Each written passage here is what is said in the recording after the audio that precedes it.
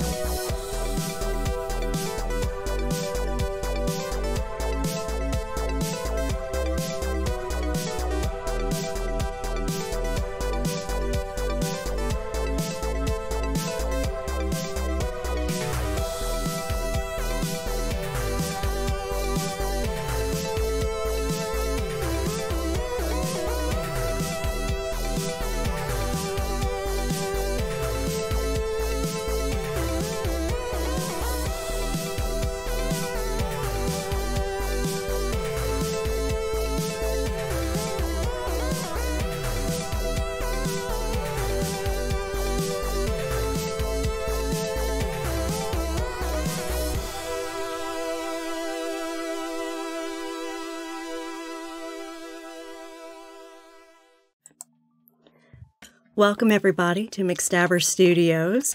We are running tonight our finale of Mage the Ascension Neon Tempest, and we are doing this game in honor of Game Pink with National Breast Cancer Foundation, raising funds for providing mammograms for people in need. We have raised over $1,200 right now. That is amazing. Thank you so much, everyone that has donated, including Timber Brad, who donated tonight. Thank you so much. And if you are able to contribute, please do so. The links will be posted in Twitch chat routinely for you to click to donate if you are able to. Thank you so much. Hello, everybody. I am the Ravenous Archon. I will be your storyteller this evening. You can call me Will, and I am excited to get into this final chapter of this 4-part series. And I am Relindair, also known as Mama McStabber in Twitch chat, and I am playing Lydia Thompson, a mage of the Cult of Ecstasy. Good evening, everyone. I'm Ben Nix, and I'll be playing John Baker of the Euthanatos tradition.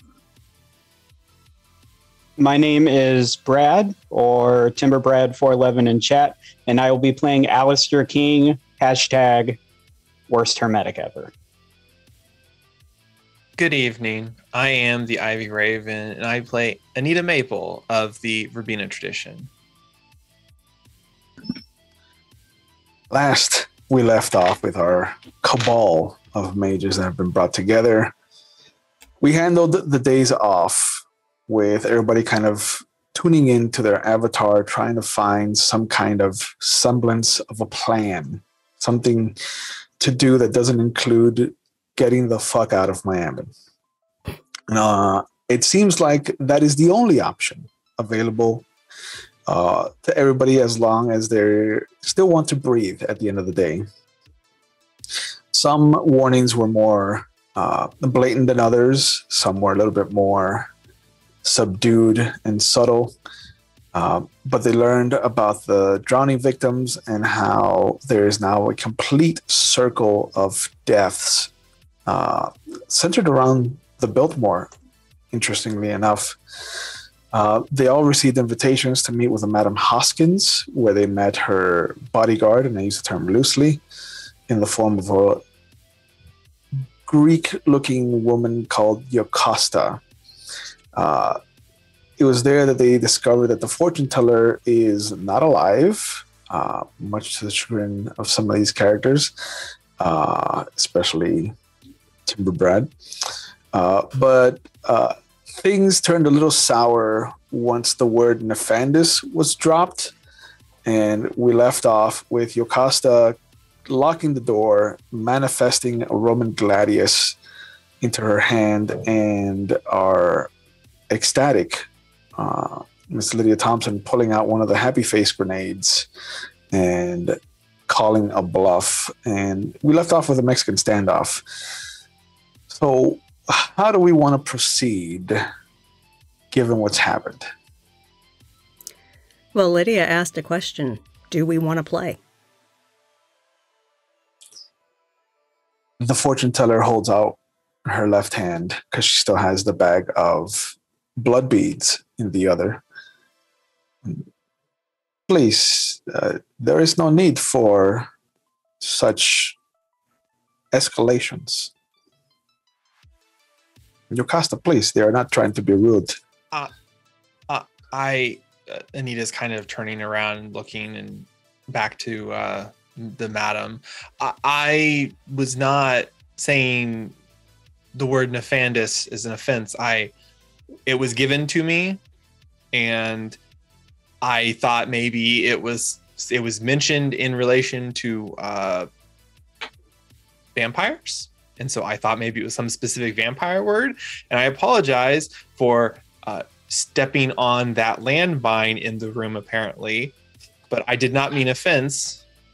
I thought you would have answers, hopefully, because the being told that was really weird and I didn't know, and apparently I offended you and or your woman. So that was never my intent. Yokasta brings the sword down, and as the point kind of comes towards the floor, you see it just starts to crumble into what you imagine are the requisite pieces that were pulled together to form the sword, like what's it called? Tin and copper, bronze, iron, steel. It just kind of falls in clumps out of her hand. Unlock the door, and I put this away. There's one eye that kind of narrows at you, and then you just slowly see her hand come up and click the lock off the door. And she puts the grenade back away and zips up her fanny pack. Alistair takes a swig off of his flask and is still looking between everybody, trying to figure out what the fuck is going on. Well, it seems like we're not going to be able to come to an accord tonight, man. The vampire woman steps away. Well, now that we have de-escalated the situation, perhaps we can talk terms if you are still interested in doing this thing for me and earning some of this TS. But to answer your query, she points at Anita, Nefandus is not the vampire word. This is your word. This is an awakened word. Okay. Where did you hear it? A wise woman told it to me, so.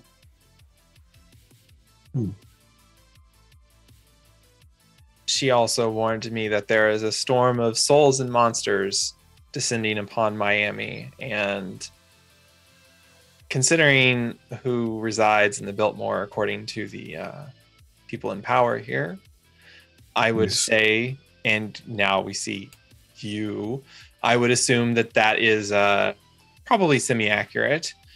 I know you're not going to be truthful with us, or I no offense, but I guess I have to know, like, are you working with him? Is he trying to make you like him? Is that what this whole fucking thing is about? 10 deaths in a week. All fanning out from the Biltmore. In a pattern.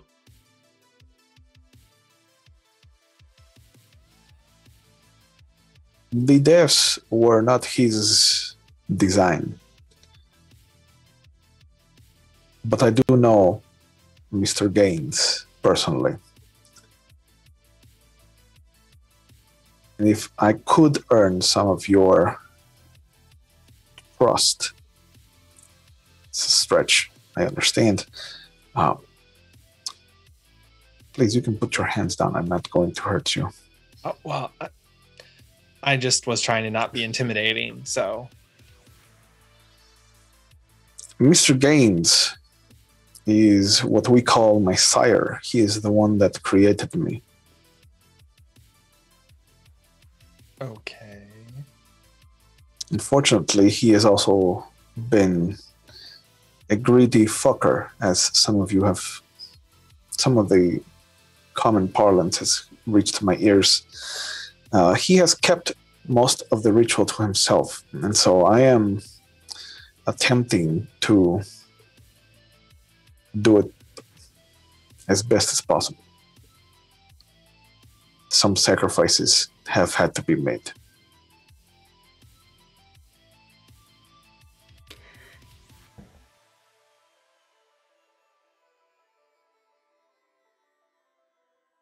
So let me get this straight. You're the one that's responsible for all these deaths? Partly, yes. But they are inconsequential. Inconsequential. To you. And with that, Lydia turns and walks right out of the fucking building. Yeah, I'm sorry, not sorry. Your offer is to... Okay. Anita's actually going to turn and walk out as well, or start walking out. Yeah, Alistair will kind of follow them out, but sort of like backing towards the door, just kind of keeping an eye on whatever the fuck this lady is, with the alcohol still in his mouth and the lighter still in his hand. And actually, as John Lydia... reaches into... I'm sorry, please go ahead. Go ahead. Said John reaches into his coat, pulls out a business card, lays it on the table. Another time, perhaps, and follows them out.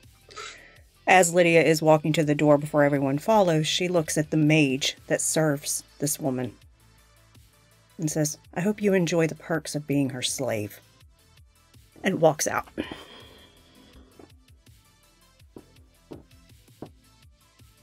The fortune teller follows you as far as the doorway is concerned.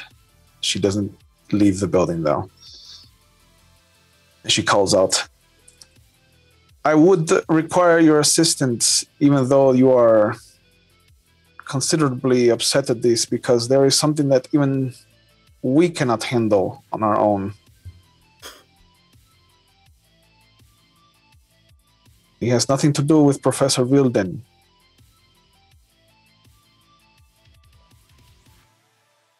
Go on. We believe that there is a woman in the city, someone who is known to us in our pasts, someone who has brought a monster to set loose on the streets. We believe that she has a marauder amongst her.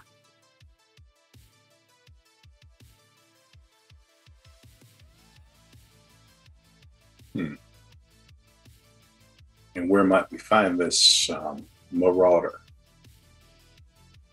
If I were to put money on it, the more you stay together, the more he is likely to find you. We'll take it under advisement.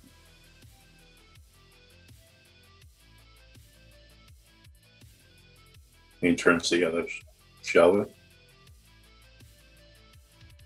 Lydia is visibly shaking, vibrating.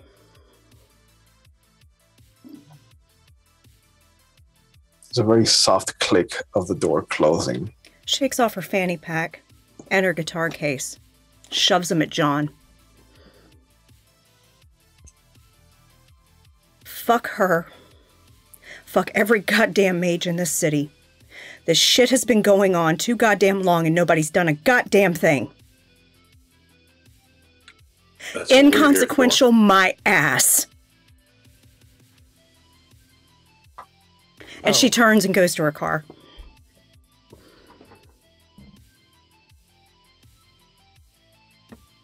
I mean, she's not wrong. for. Not wrong at all. No, she's not. I took offense at her choice of words. Anastasia may have been rude, but she did not deserve to be drowned in a fucking van somewhere. So I definitely agree. Problem being is, while we're here, do we want multiple fronts coming after us, or just the ones we got to deal with right now? I mean, what's to say that she doesn't consider us expendable by the end of this? Oh, I'm sure she does. I mean, That's the lady that missed we're my damned mind. if we do, damned if we don't. Yeah. The way I see it, being that we're damned if we do or damned if we don't, we might as well get as much as we can, squeeze them for what they got, while we're getting our fat out of the fire.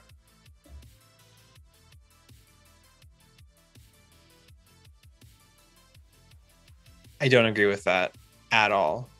Making deals with the fucking devil just because it's the devil you maybe know doesn't make it a better deal. You got every deal is with the devil, honey. I mean, literally, the thing that pulled all of us into this bullshit is what she did. Yeah. And somehow we're supposed to find that excusable enough to do her a favor? Like, I'm... Oh. Well, think about it like this. This marauder's coming after us anyway, if she's to be believed. Who's to say she didn't send the marauder after us? Well, either way, we got a marauder coming after us, and now we know that it's coming. So that's an advantage we can use. For now. Fucking hate this city. You and me both.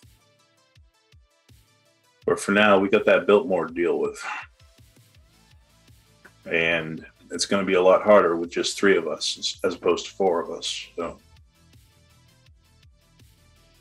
I think we need to get Lydia back on board for all of our sakes. You got any bright ideas, money man? You can hear I got ideas, but the engine has been trying to turn over, but it is not catching. Really?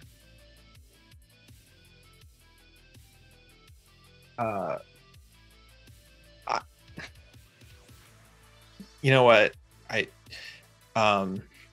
Anita is going to jog over to Lydia's car, and I want to using entropy for the luck side of it. I want to kick the tire and tell her to turn her keys so that it'll make the engine start, because it was a lucky like tire kick kind of thing.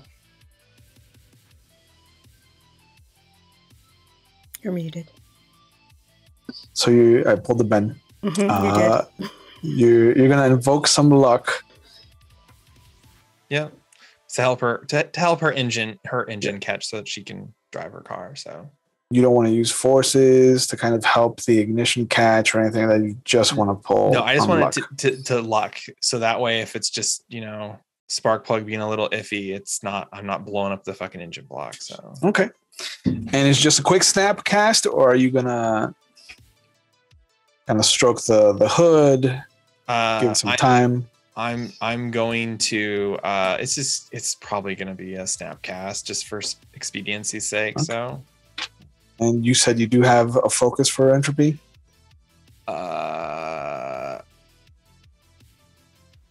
Yeah, I believe so. It should be one of my tattoo pieces. So. Okay. So you've got a focus, but you're snap casting, so that cancels each other out. And so we're left with a difficulty of 5 on your arete roll. 2 successes. Okay. There's a moment you walk up to the car, you kick the tire, you tell her to try it again, and it does catch. It finally starts. Lydia cracks a smile. Thanks. Oh, you're welcome.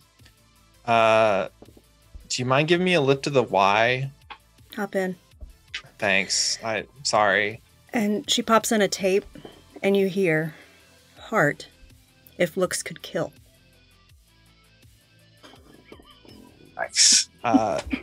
Before Anita completely gets into the vehicle or closes the door, she's just gonna yell back and be like, "It's a bad idea all around. If you can't," she's just gonna get in and close the door. It's a bad idea all around. But Lydia. Just keep in mind, we're stronger together than we are apart. Lydia takes off. And the car drives off as John Baker's trying to call out his words of wisdom, leaves John and Alistair on the street. You see the door woman pop out, close the door behind her, look at the two of you, and she lights a cigarette.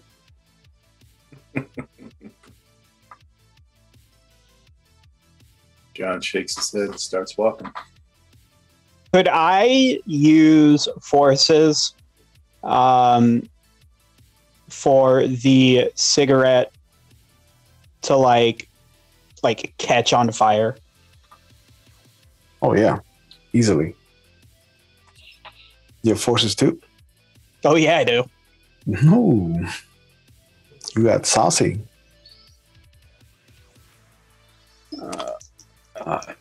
But I don't have a focus for those. All right. So do you just want the cigarette to kind of just like catch on fire, like a little fire? It's more like basically not so much where it's just like it explodes in her face, but it's literally is just like she lights up the cigarette and it's like the cigarette just like instantly like burns. So it's just like it does nothing, but it's just she's just wasted the cigarette. Okay. And if she tries to light another one, he would try it again. Okay. So it's a snap cast. There's no focus. So it goes from 5 to 6 to 7. All right. 2 successes, a 7 and a 9. No cigarette for this bitch. And you see that she takes one toke and immediately the red just eats up the entire cigarette, just leaving this thin gray ash behind in almost a blink of an eye. Those of you that don't have time don't even get a glimpse of what's happened. But everybody else is kind of just sees the embers just eat up like a hungry hippo. And she looks down at it. She looks over in your direction. And then she angrily just flicks it towards you, even though you're like a good 15 feet away from her. He'll walk over, pick up the cigarette butt. It was like, didn't your mom ever tell you not to litter? And he'll walk away. I'm going to use entropy to see if I'm lucky enough to have a cab just roll around the corner. Oh. So this is going to be a snap cast. You have a focus for entropy? Yeah, right. the coin. So that cancels each other out. So it's going to be difficulty 5.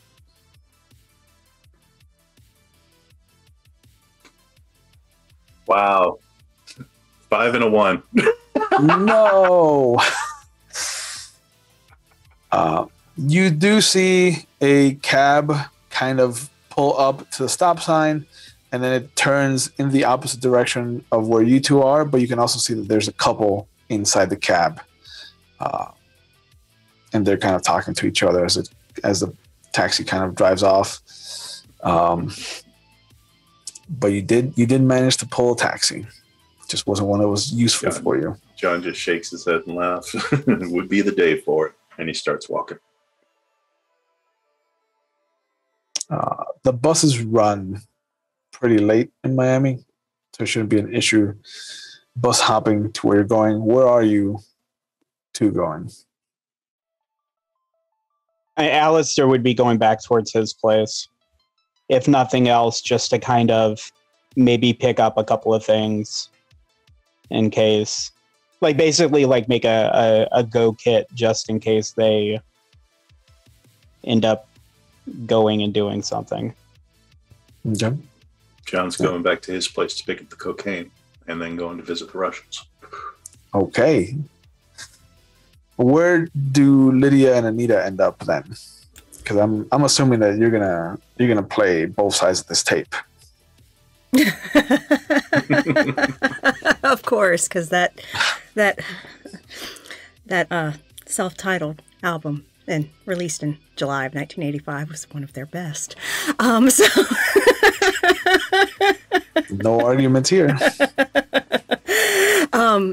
Yeah, so she's basically taken the scenic route to the Y. She actually looks over at Anita and says, you want some coffee or something before you bunk down for the night? Sure. Yeah, that'd be great. Also, she was a fucking cunt. Like, straight up. That shit about, like, oh, inconsequential. Fuck that. She's dead and immortal. What does she care about people? Yeah, well. I don't know. She might get some her comeuppance still. So actually, I think she probably will, because fuck that unliving thing. Like she used somebody close to me, and it seems like she used people close to all of us to do this bullshit. Wow, that's fucked up. That's hella fucked up. Like, yeah, I think some misfortune is going to befall her soon. Because you can't do that shit. Like, that's... I'm sorry, Lydia. That sucks. I don't have the right words for it. Yeah. I mean... Yeah.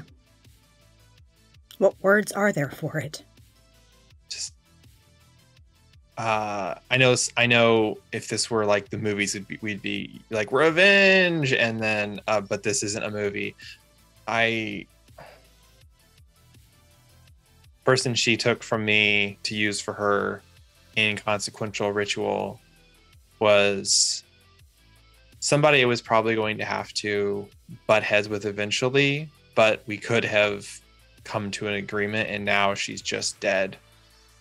And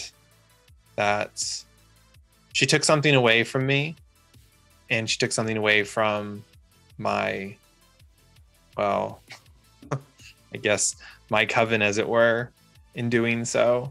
So, yeah.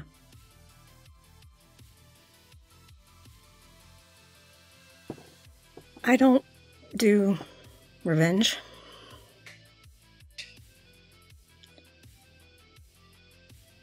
I just want to make people happy. I feel ya. And I'm finding I can't do that here. Too many things are working against it.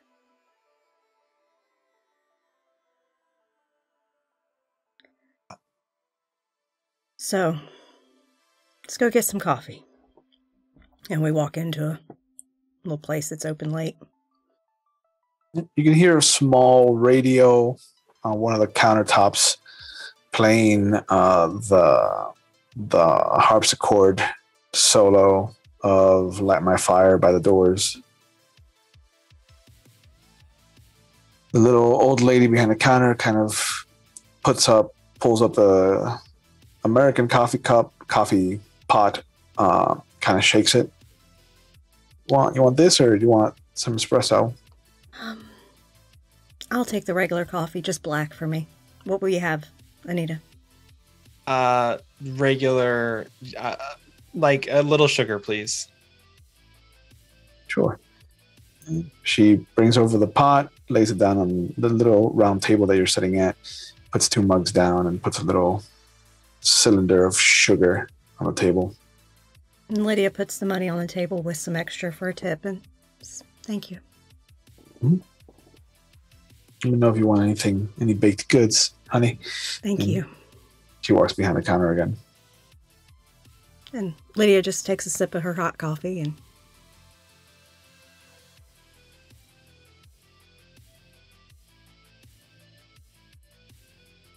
Anita is just kind of running the finger around the rim of the cup for a second, and then she starts drinking also.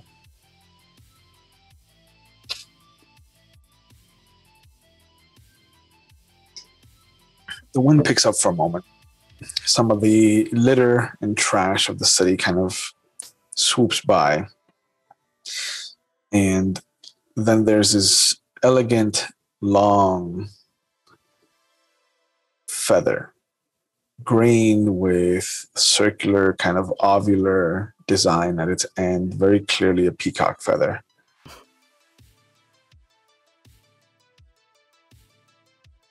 But it's just a one feather. And it kind of dances on the street right across from where you are until a car drives by and sends it whizzing after it.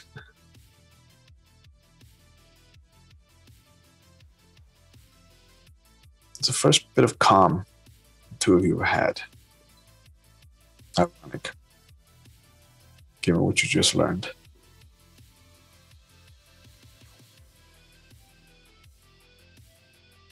You finish your coffee. There's no incident. Well, I've got a lot to do before I can call it a night, so I'll drop you off at the Y. Thank you. I do appreciate it. It's better than me wandering across town at this hour. Yeah, so. Let's not have that happen, Jesus. Okay, let's go. And Lydia will take her to the Y, and then go home. All right. The night pretty much comes to a close. We move forward to Halloween. It is the day that everything has been scheduled to go down. Life, it seems, has pushed everything into this one hallowed eve. Where do we find everybody as day starts to climb into the sun, into the sky to take its throne in the hot Miami fall? Where do we find Alistair in the morning?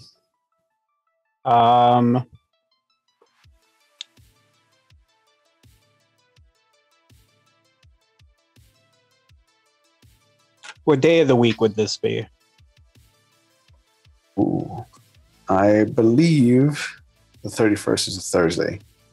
Okay. He would probably be either... he's probably, I would say he's at the beach, trying to, before it gets too hot, just kind of sitting outside and like sketching. Just kind of like trying to clear his head, knowing that there's the potential of us having to do this party thing tonight. He's probably sketching things that remind him of home, but not like Chicago, like more so before he left home, like his actual home. Probably sketching the last like memory he has of what his sister looked like from memory. But then also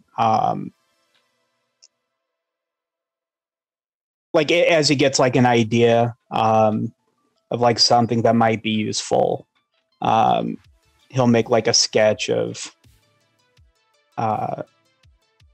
fire and all the different things that he might be able to use for casting later if he needs to. You finish up your drawing of your sister. You kind of have a farmhouse, the barn in the background. But you notice that you don't remember drawing it. And you're pretty sure you weren't that absent-minded in your sketching, but there's an image of what looks to be a plant-based triceratops, like a topiary almost.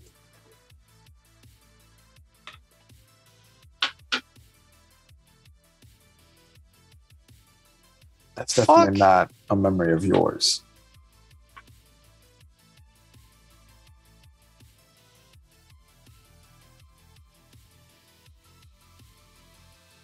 And then I think instinctively, like he'll take a sip off of the flask just because it's, not sure if it's the drugs and alcohol have damaged his brain or if this is some other spooky fucking magic shit that Victor didn't tell me about.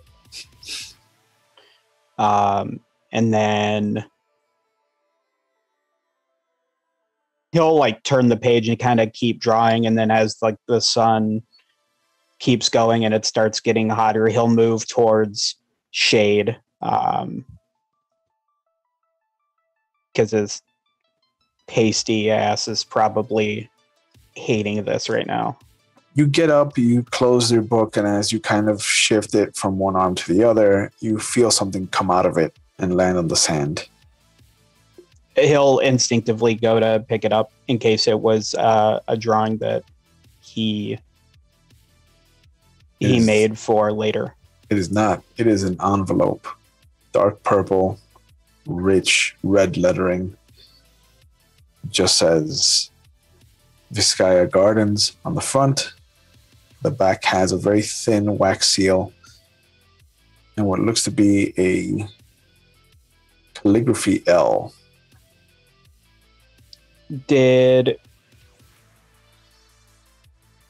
When they showed us the envelopes, is the assumption that we took them, or is this like I just magically have this envelope now?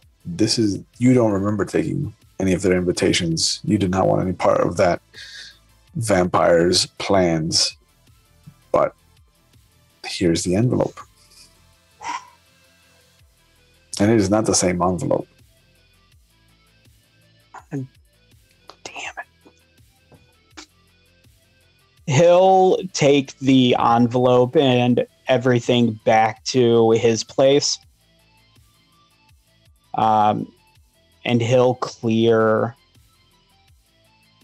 like a table off and basically just sit the envelope in the middle of the table and then just like very carefully just kind of like start opening it. Like probably taking his pocket knife and like carefully like separating the seal from the paper. There's a very satisfying kind of snap. But the seal does not break. It is very meticulously kept intact. It's a very simple, off-white kind of mother of pearl invitation. The writing is a deep crimson, but it has your name on it, Alistair King. guest of, and it says a name that you don't recognize whatsoever. And it is Gerald Birmingham.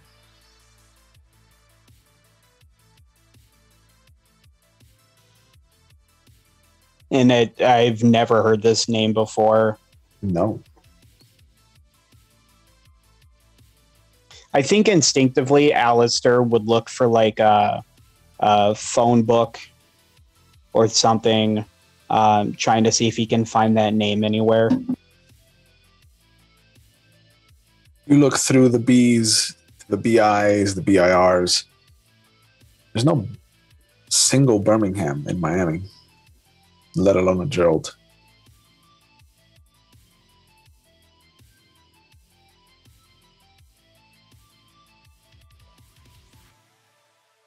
God damn it. And that's all that's in there is the invitation. Mm-hmm.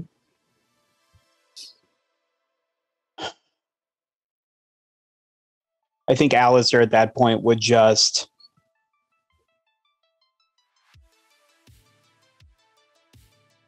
he would take like a really, really big sigh. And then probably grab a handful of something, take a swig of his flask, make sure he fills the flask back up, and he'll head out because if it's Halloween, he's probably got to get a fucking costume. Yep. And as you delve out into the city to find yourself something to wear, we'll shift over to Anita. And is there anything that you would have done after being dropped off at the Y? Or can we just skip to the morning?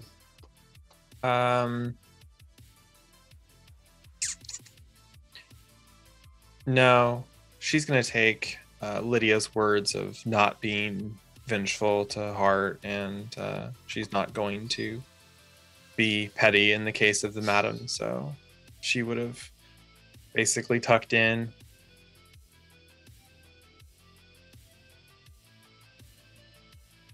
Okay. So in the morning, after a bit of restless sleep, there's been images of Agatha that have kind of not tried to invade, but have tried to make herself available during your sleep. And it almost feels like something has blocked her. Like she's tried to scale a wall to try to get to you. And by the morning, the only thing that she's managed to tell you is garden. It's the only word that she's managed to utter that you can hear in its entirety.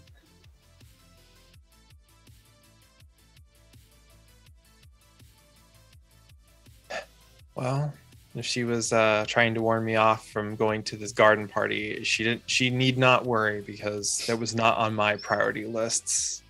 Anita's kind of thinking to herself as she collects her thoughts for the morning. No. She's going to head out and look for.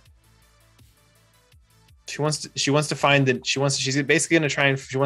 nearest car parts type, like not an AutoZone, or maybe they had those Napa or whatever they had back in that day and age. Mm-hmm. Say that day and age, so that she can.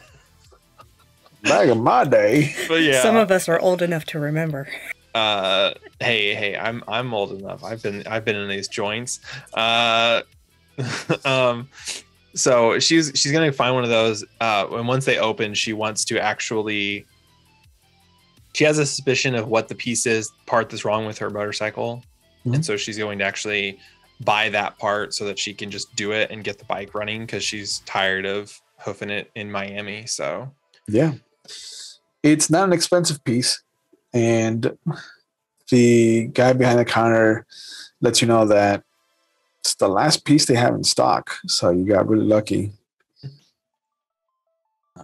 And as you kind of go back to the bike, you see that sitting on your seat is a very rich purple envelope that just says Vizcaya Gardens on the front in this rich red lettering. The back has a very simple, very thin wax seal with a calligraphy L.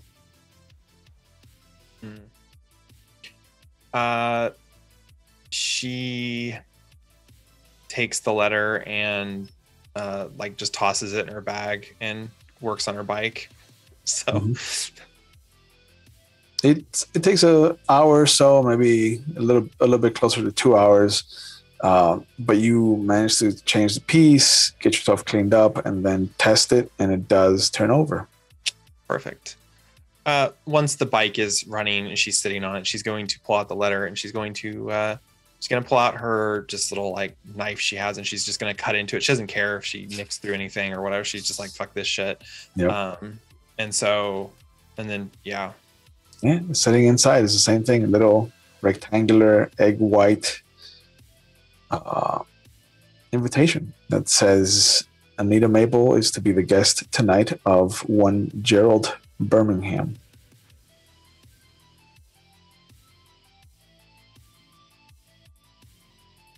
Yeah.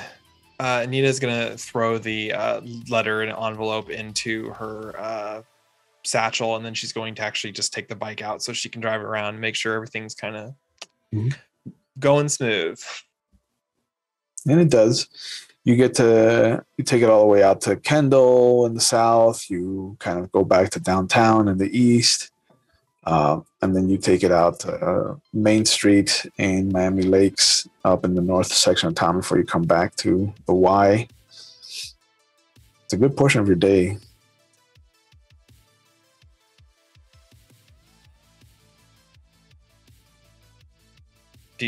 I don't know. She's going to actually find a phone booth so she can call her dad and she just needs to let him know that she's going to be heading home here shortly, so that he knows that he didn't have to worry about her being in Miami. So you call and the answering machine picks up. Says, hey, you reached the Maple residence. Leave a message and we'll get back to you as soon as we can. And you hear your mom's voice, thanks. And your dad, yeah, thanks. And he goes, doot. Hey, Dad, and Mom, if you're back from the hospital, it's Anita. I'm gonna be heading back home soon. It's just been wild, so I'm done. Miami's not really my scene, so hopefully I see you guys soon.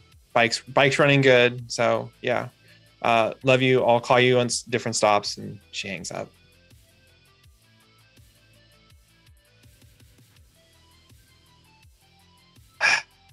She pulls out the letter and she's just kind of like running her fingers around the edges of it and kind of just looking at it and flipping it over and thinking. She's like, this just feels like absolute fuckery.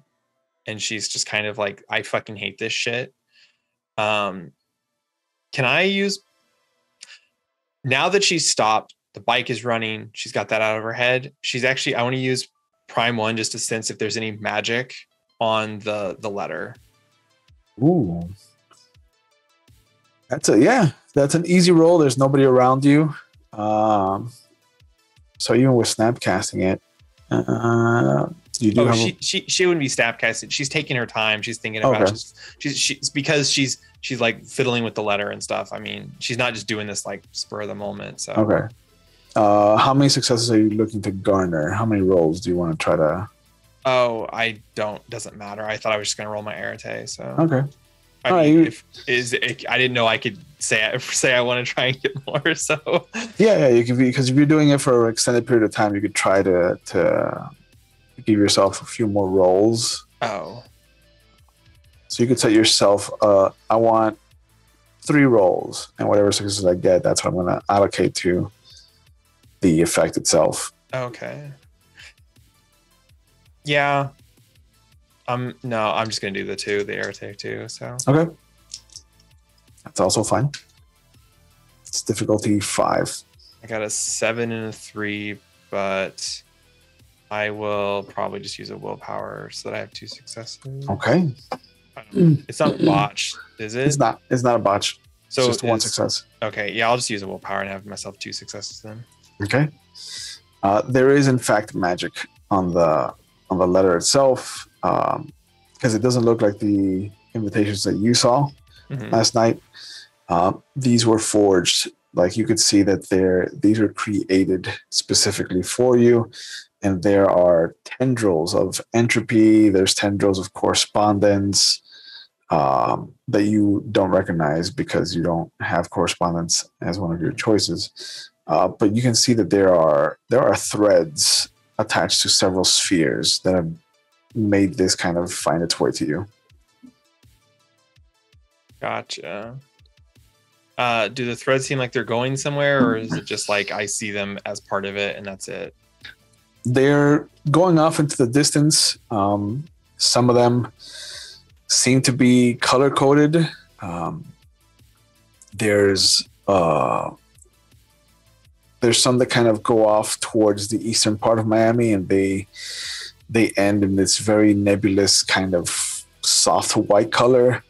There's some that kind of go off towards the south, and they have a very dark red coloring as they kind of disappear into the nothing.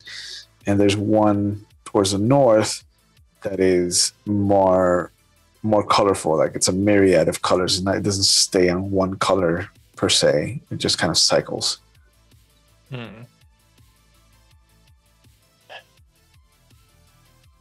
Anita sighs to herself. Yep. Fucking Miami.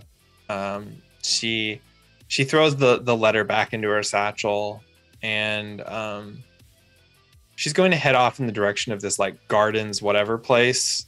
She's not going directly to it. She's just going to hang out near it. She's going to spend the day kind of loitering around in that general vicinity. So as you take off for the Vizcaya Gardens and that area of Coconut Grove, we'll cut over to Lydia as she arrives at her apartment and studio in the evening before. What is going through her mind right now? As soon as she walks in the door, she basically decides to enhance herself a little bit. She's going to use her capabilities in life to suppress her melatonin so she doesn't get tired. What is the goal? To be able to stay up long enough to pack her shit. Okay. That takes you a good portion of a few hours. That's an 8 and a 10. Yeah. You're in a node, yeah. So it's not going to be too difficult to pull on the Tellurian. Yeah. But yeah, you've got a few hours. Are you just packing up everything to leave? I'm packing up what's important. Okay. That can easily be transported. I'll leave some stuff behind. And one of the last things she'll do after she's loaded up the car is she will put a couple signs up in the windows of her studio downstairs. Closed for a family emergency. Okay. And then once she's got her stuff packed, it's before dawn, she'll just sit on the couch and basically go to sleep. Okay. In the morning, you've got a couple of notes people have left. Good wishes, well wishes, just heartful things, heartful messages from people that might have come out early in the morning to see if there was an availability or whatnot. And among the letters is actually this rich purple envelope with the red writing that just says Vizcaya Gardens. And on the back, it is that simple very thin. Oh, Lydia hasn't picked it up wax. to look at the back. Okay. No, when she sees that, as she's picking up the other letters before she's heading out, she goes back upstairs to her apartment, grabs a set of tongs, and a fucking paper grocery bag. Okay. She's not touching that fucker. And she goes down, picks it up, puts it in the bag, seals up the bag, makes sure the building's locked and secure. She gets in her car, and she heads to the University of Miami. Okay. You looking for Professor Wilden? Yes, I am. He is having office hours. And you see as you arrive, he sees you. He excuses his student aid and motions for you to come into his office. And she brought the bag with the invitation with her. Okay. Professor Vilden. It's Thompson. It's a pleasure to see you again. Thank you. Are we secure here? And she looks around. We can be. Give me a moment. And you can feel him pulling on the tellurian. You can hear the sounds from outside becoming muter. Even the window becomes a little bit more frosted. It becomes difficult to see out. And he sits down at his desk. He's like, "You may proceed." Over the course of the past week, there have been 10 deaths, and they form this. And I slide a map across the table that has lines outlined, where all of them radiate from the Biltmore. I found out last night who's been causing them.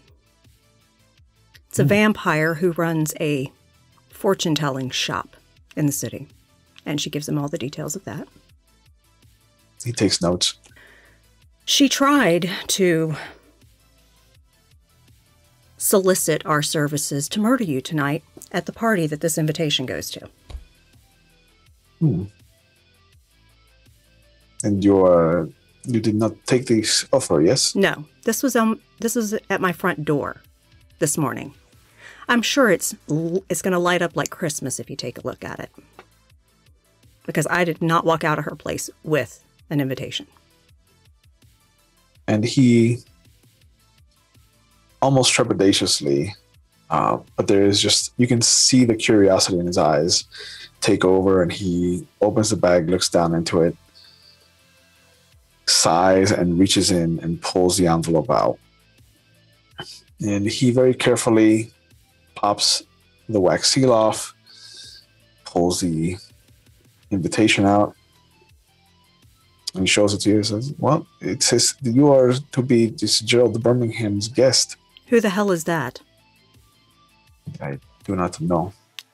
I don't either. And I don't go on blind dates. And he looks at it again, and he's like, "This has several strands of magic attached to it." I'm sure it does.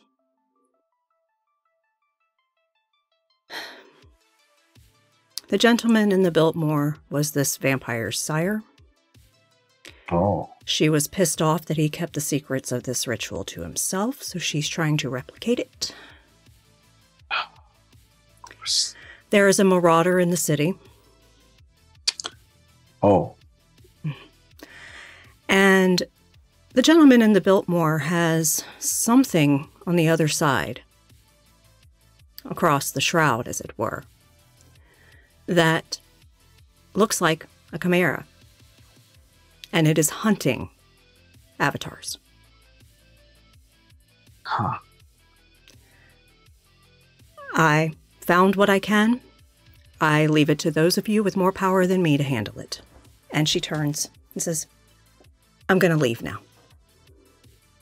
I understand. Would you like some payment for your work, Miss Thompson? Getting out with my life and the life of the one person I fucking have left in this city that I care about is payment enough.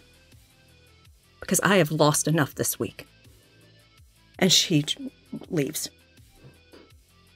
Okay. And as Lydia makes her way out of the city, hopefully, we turn over to John Baker, who went over to the Russians at the Limelight last night. After retrieving the suitcase of cocaine. Yeah. So you've got an exorbitant amount of drugs with you. You show up at the Limelight. The bouncer sees you. What do you want here, eh? Talk business. Who's running the show? Why is it important to you? Who sent you? Let's just say a mutual friend of ours could get very hurt if I don't talk to the big man here. He might find it a very lucrative offer. There is only one man here, and he is the man. The guy in charge. He sees no one. I think he'll see me.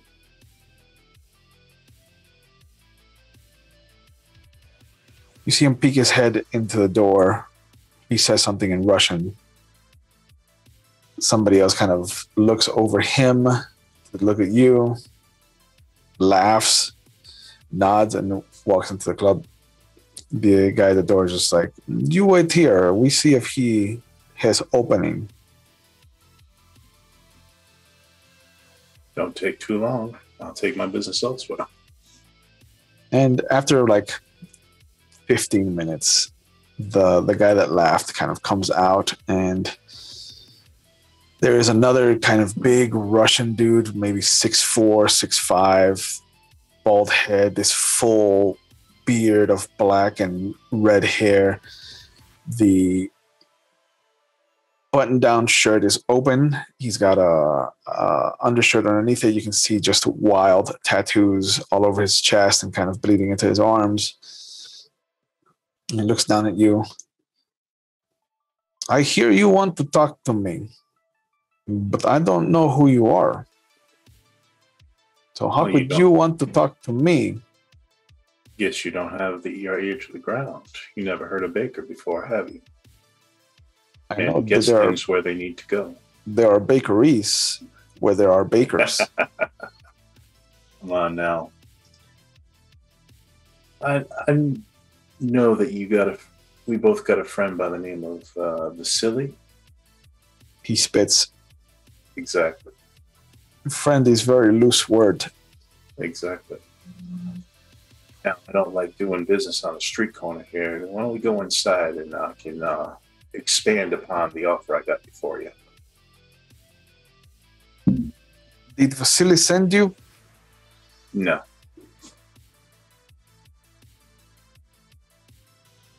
He motions his head, and one of the other guys comes over, pats you down. Do you have your weapons with you? Oh, I do. Okay. And he very gently will hold your jacket to one side so that he can see that you are strapped. You will have to leave your weapons at the door, yes? Sure. Good. I'm glad we have understanding. Just make sure I get them when I get back. Oh, sure. You can have ticket. And the other guy laughs. But you're taken inside, and unlike in season 1 where the Limelight was like really very interesting to kind of walk into, this is much more strange.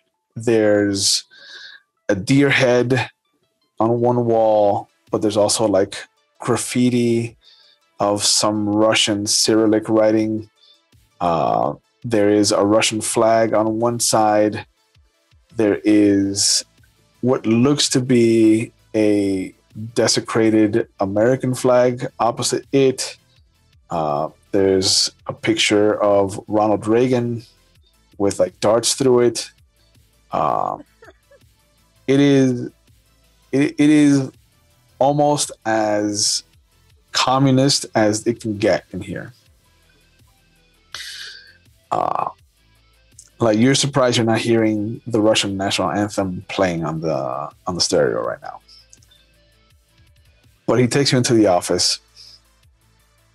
There's a simple small desk. There's a simple chair for him, and then there's just a love seat for that can sit up to two people, and a bookshelf to one side that just has different bottles of vodka.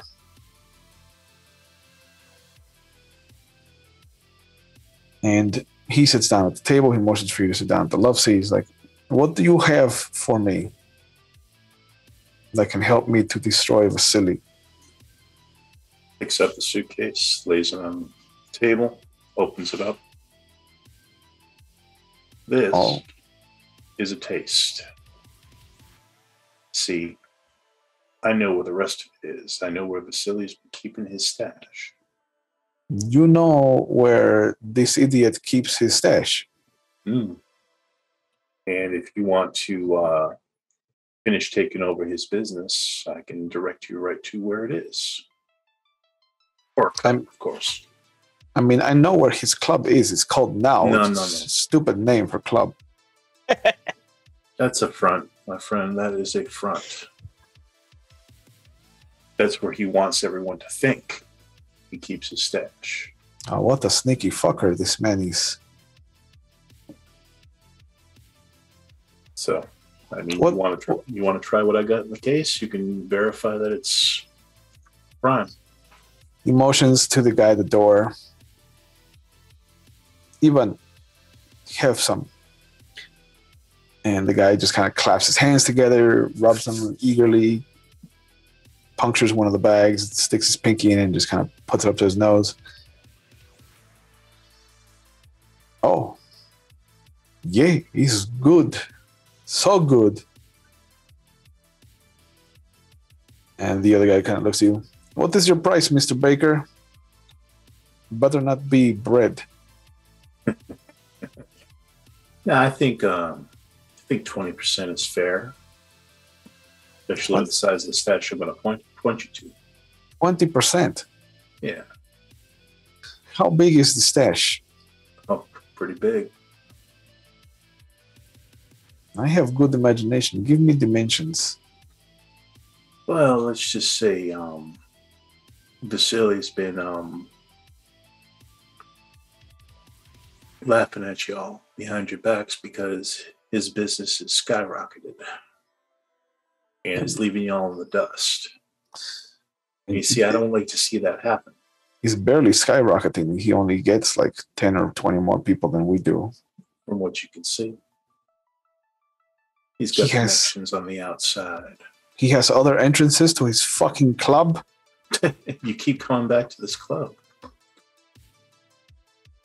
That ain't where it is. That's just the front. I'm telling you, just the front.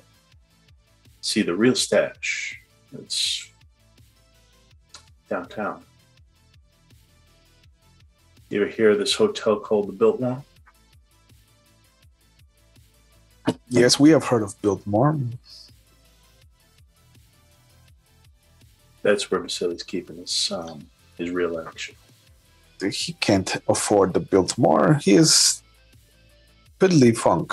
Mm-hmm. And that's what he's been trying to make sure you guys believe.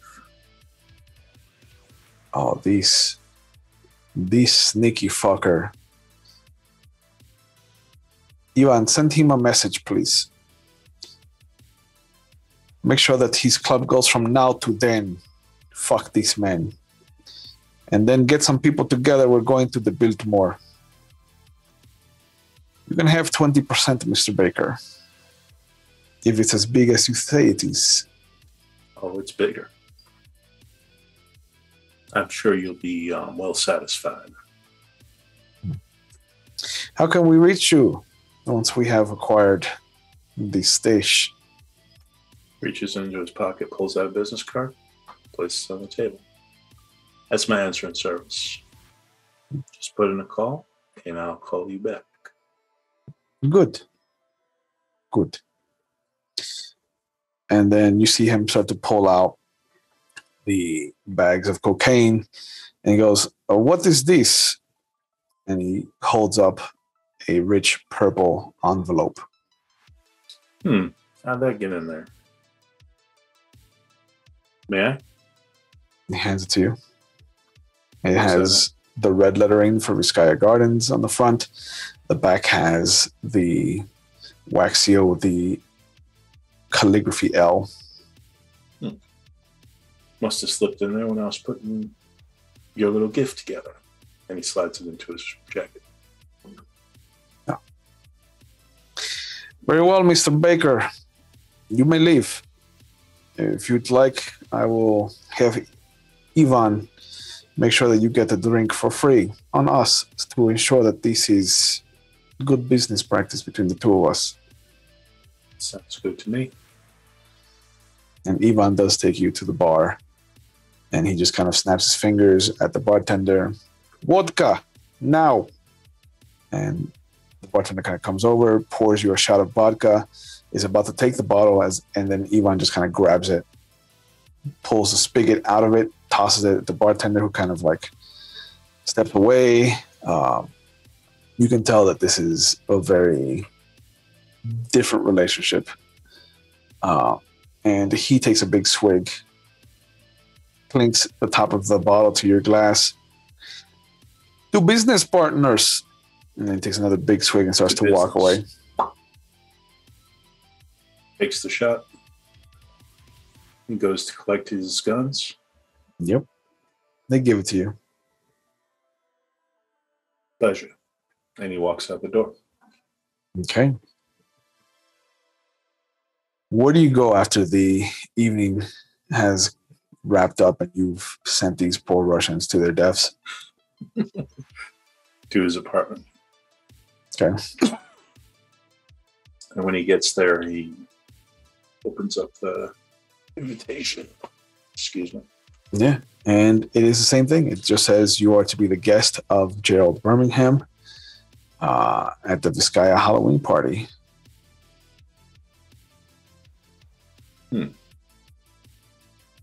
Interesting. Puts it back in the envelope, throws it on the nightstand, and goes to bed. Okay. And as the next day comes around, is there anything that he's going to do? He's going to go kind of the same path that Lydia took. He's going to go to visit the head of the main cabal of the city. Okay. Professor? Yeah. Sure. You see that he's got a similar envelope on his desk. You can see that the invitation, though, is written out to Lydia. As you enter the office, he kind of looks up at you. "Ah, Mr. Baker. Professor. How may I be of service?" Well, I was going to inform you that certain individuals were had their eye on you, but I see that my associate has already done so. Yes, Miss Thompson visited me earlier. So, where do we go from here? Well, are you here to execute me as she was offered? No. Very well. Then we can proceed cordially then. Are you opposed to going to this festivity as me?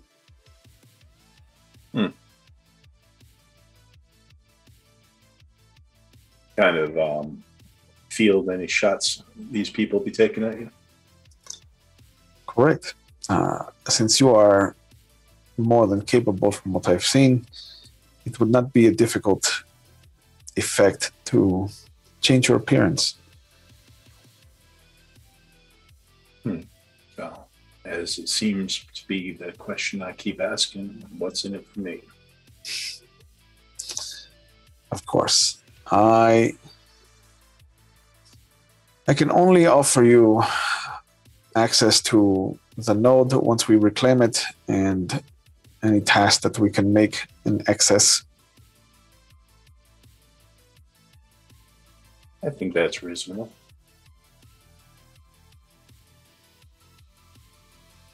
Good. Excellent. Then I think let us meet up about an hour before this party kicks off. Very well. I will see you then. I hope you find a good costume, Mr. Baker. I've been going as you as the best costume out there. Interesting. And you see him light the invitation on fire, and it doesn't catch. Which one? His or Lydia's? No, Lydia's. Lydia's, okay. Yeah. And you see that he kind of picks it up with the tips of his fingers and he holds it almost like a trapezoid, and you can feel him. Oh, you don't have Prime. I do. Oh, do you? Yeah, you do. Never mind. I was looking at Brad. You can feel him pull on the Tellurian, and he actually tries to burn it with magic, and it does not catch.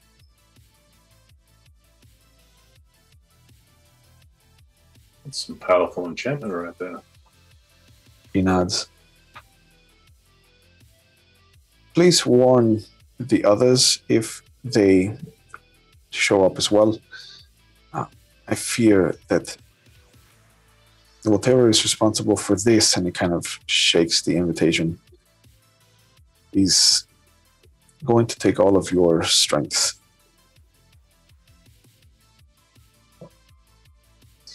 Let's hope that you're wrong. If you excuse me, I have to go save Ricardo. You have a good day. And he Okay. turns around and walks. See you later, Mr. Baker. And he walks out of the office. Okay.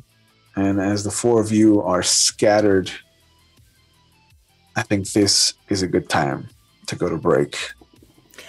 All right. Well, thank you all so much. And just hold tight. We'll be back in 10 minutes.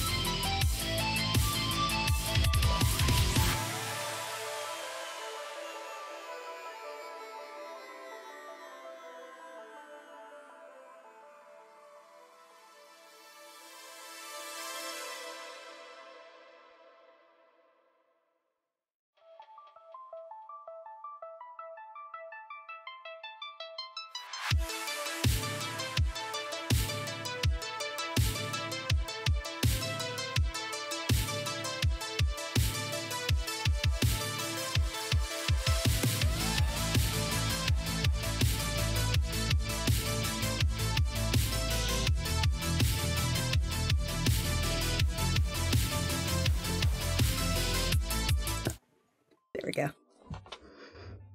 Welcome back, everybody, for the second half of our finale. We have seen these players go through the motions. All of them have been invited to the Halloween ball. One of them is not going. Is anybody else not going to the Halloween ball? Okay. I was going to say, Anita is reluctantly going, but like I said, she's camped out near it, just kind of lurking. So, Okay. Yeah, and I think for Alistair, it's more. I think for him is he just kind of wants an idea of what's going on, to try and give himself enough time to maybe see what's going on with his sister and his brother, see if they're in the city. In which case, he's going to want to try to get them out before he completely lets this city burn to the ground. Okay. And John is going to meet up with Professor Vilden and become his stunt double. Mm-hmm. Okay. So, as the three of you make your way to the Vizcaya in your own way, shape, or form, we see that it is packed with people. People are in different costumes. Everybody's trying to get into the party, and they are only allowing people with the actual invitations into the main house and into the gardens beyond. Everything else has been roped off. There are police presence to kind of keep people behaving. And inside, as they take your invitation and allow you an entrance, they put a wristband on you to denote that you are part of the VIP crowd. The house itself is a beautiful, beautiful two-story building. Has an open garden in the center with a skylight. Outside, if you go out through the left-hand side of the building, you can go to the grotto with the pool. There's where normally is a small kind of outside bar and cafe. They've turned into a very stylish outside dance floor area. There's a DJ. Behind the house is an old dock that doesn't work anymore as far as first boating is concerned.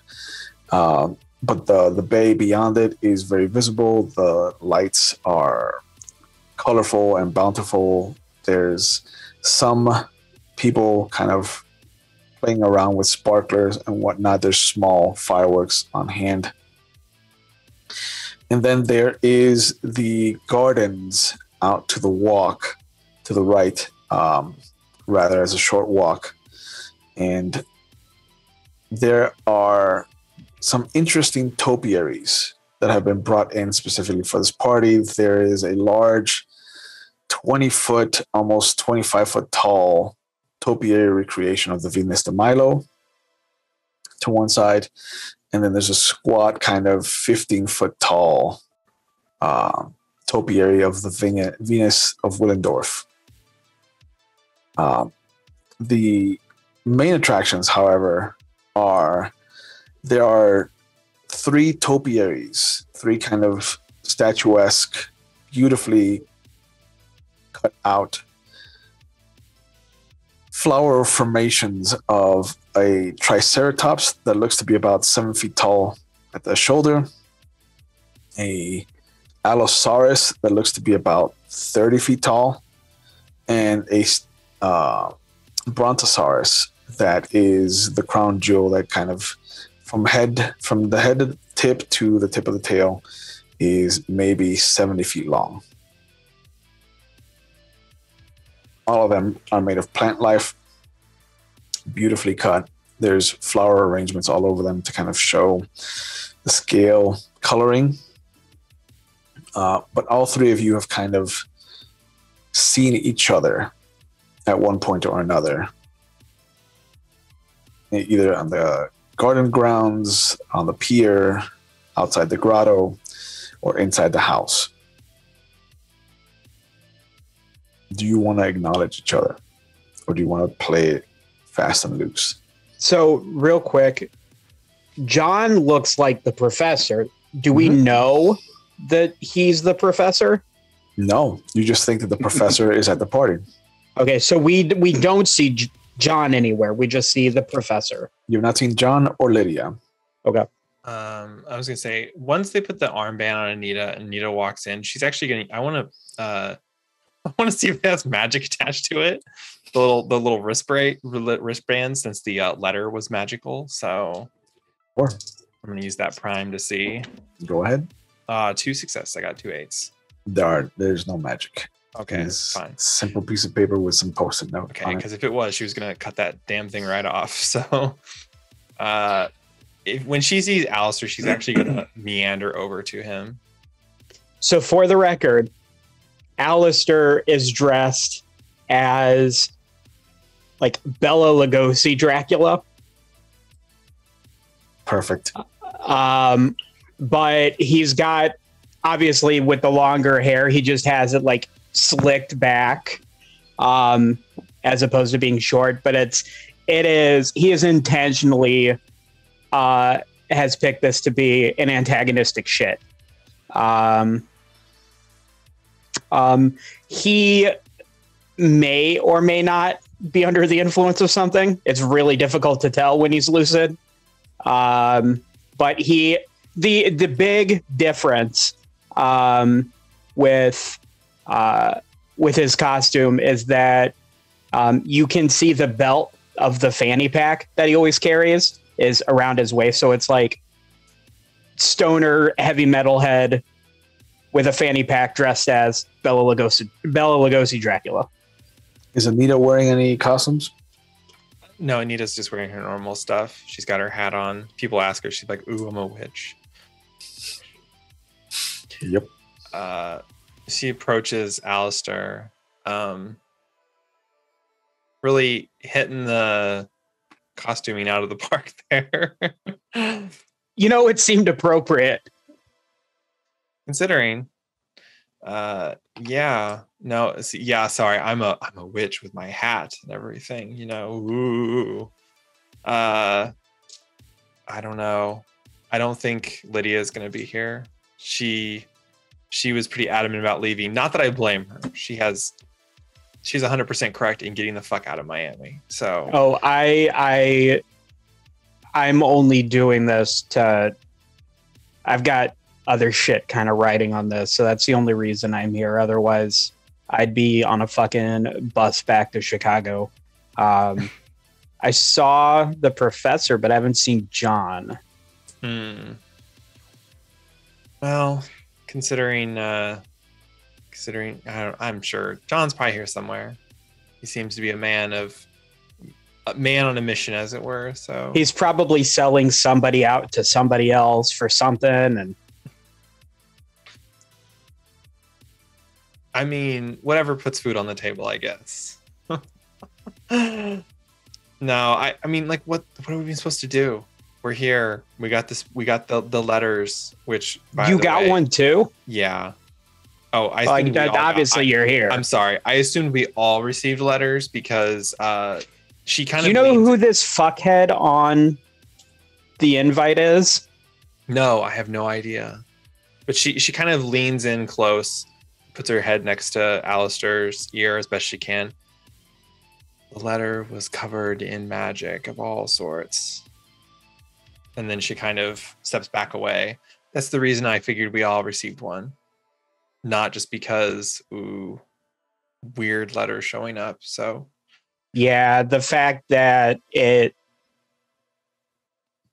came out of nowhere and I don't remember taking one, kind of tipped me off that fuckery was afoot. Oh, it was sitting on the seat of my motorcycle.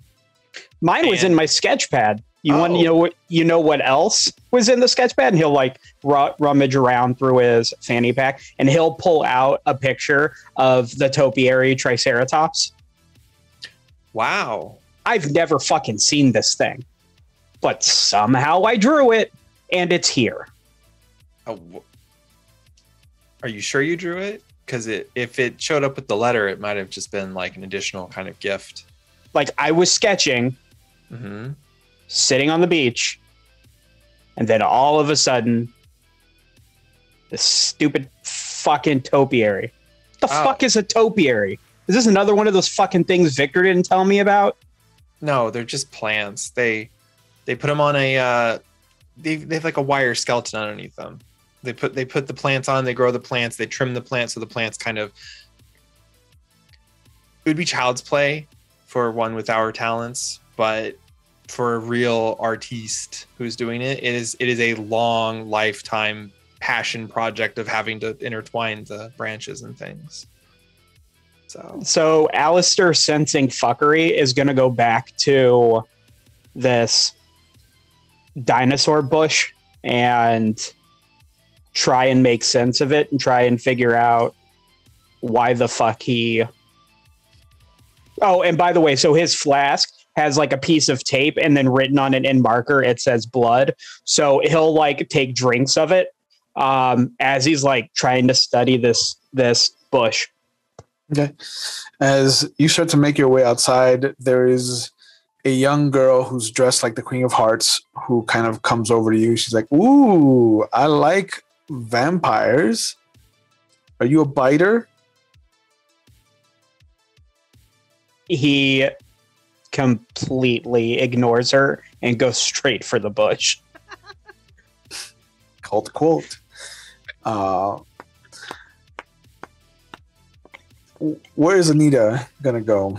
Anita's following Alistair because she figures, fuck it. She didn't really want to be here, but she's here. She may as well stick with the one familiar face. So yeah. So both of you are going straight into the bush. Where's John? John's been trying to remain visible, but if he sees them both, he's going to make his way over to them. Okay. Possibly when they're going out to the topiary. Sure. So all three of you managed to go out at the same time. Two of you see the professor approach. What's up, Doc? Good evening, my friends. Damn this stupid German accent. Wait, does he actually say that? Yes, he does. Under his breath. So, for the record, does he just look like the Doctor but sounds like himself, or does he sound like the Doctor too? No, he's just trying to pull off a really good German accent, but it's just appearance. Just so you all know. God damn it, Victor!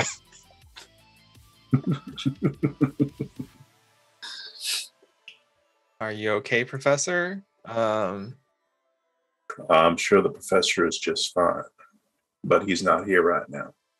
That sounds really ominous. Is this John's voice we're hearing now? Yeah. Or is it, okay, because I was going to say, if this is some other voice, I'm be like, that's ominous. Interesting. Yeah, I got a little side hustle going on with the professor. I went from potential assassin to decoy. So if y'all wouldn't mind watching my back while you're here, it would be much appreciated. Hey, you seem to have your head in a million different places. Can you tell me what the fuck this is? And he literally is showing the piece of paper right in John's or the Doc's face. And then he looks like that gif of Charlie from It's Always Sunny with the fucking board, but he's like that between the picture and the fucking bush, and he's just, and obviously he looks like he's drugged out, which he might be. John glances around to make sure nobody's trying to listen in on them. I don't know if you want me to roll on that. Some people are just kind of walking around making comments about what their favorite dinosaur is, or was rather. And you can hear somebody in the distance kind of getting offended that the Triceratops is not their date's preferred dinosaur. But nobody's really hanging around. Well, all I know is I got one of those invitations too. So. Oh no, I'm sorry. I was talking not the invitation. It's the picture that he drew of the. Yeah. Like he's just trying to make sense of why the fuck he has a drawn picture. The picture is a great picture, the great drawing of this young-looking girl, a farmhouse, a barn, and just this topiary of a Triceratops in the middle of the courtyard between the barn and the farmhouse. Nice work. Wheel weaves as the wheel wills, it seems. Alistair just seems annoyed that he didn't get an answer that he wanted, so he kind of goes back to trying to figure out what the fuck's going on with this bush. Okay. Give me a perception and awareness roll for me. Anybody looking at the topiary? Perception awareness. Perception awareness. Difficulty 6.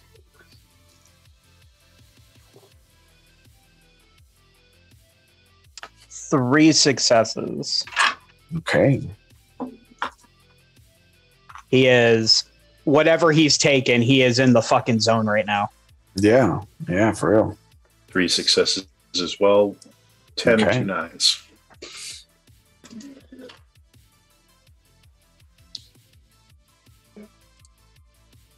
As the hard driving guitar of Mountain's Mississippi Queen can be heard with the party,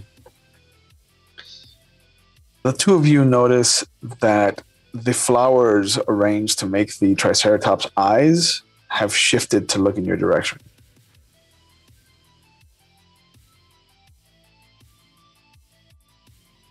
Like, looking in that direction, they were looking at us, and then like looking back, or like we actually physically see the eyes turn towards us.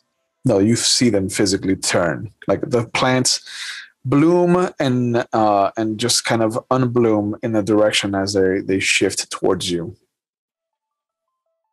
Immediately, Alistair is going to like do that, like, what the fuck? And he is like trying not to have some sort of scene or fit, because now he's got a fucking gigantic dinosaur plant staring at it.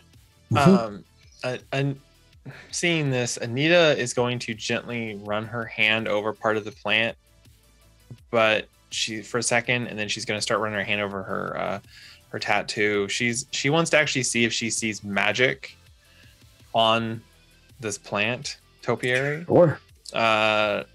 Actually, I kind of want to do kind of this like combo thing. I know it's alive because the topiary plants are technically alive, but she wants to see if there has more life to it beyond just like it's a plant, as well as magic, if that's possible. Is that, can I combine like this, the life one and prime one sort of thing? Yeah, sure. Okay. What is my difficulty then? We'll say it's difficulty 5. Okay. 2 successes. Okay. There's not a lot of life going into it. There are strands of life being pulled. There's a different strand entirely that you've never seen before, but it is being manipulated. Like this one, the Allosaurus and the Brontosaurus all have threads being pulled out of them. Can I see where the threads are going? Yeah, there is a man who looks to have one of these classical ball gown kind of little masks across his face. He has what looks to be a simple lowball glass in his hand, kind of dressed well, almost like not a tuxedo, but definitely like a similar style of cut of clothing of a silhouette. and he's just kind of has one hand on the balcony of this second tier in the garden, and he's looking out, almost like he's looking at the three of you, but he's not looking at the three of you. He's looking past you in the same direction that you're in, almost towards the docks.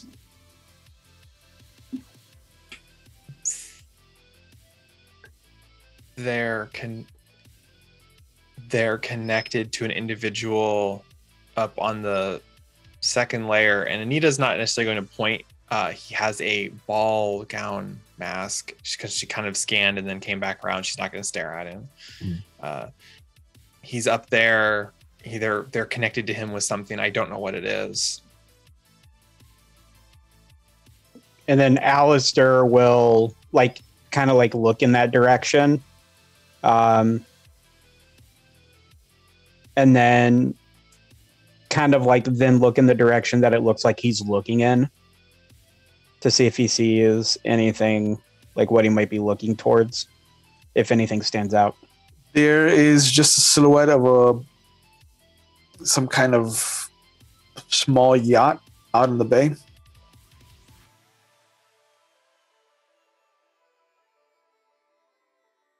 Looks like there's people on it.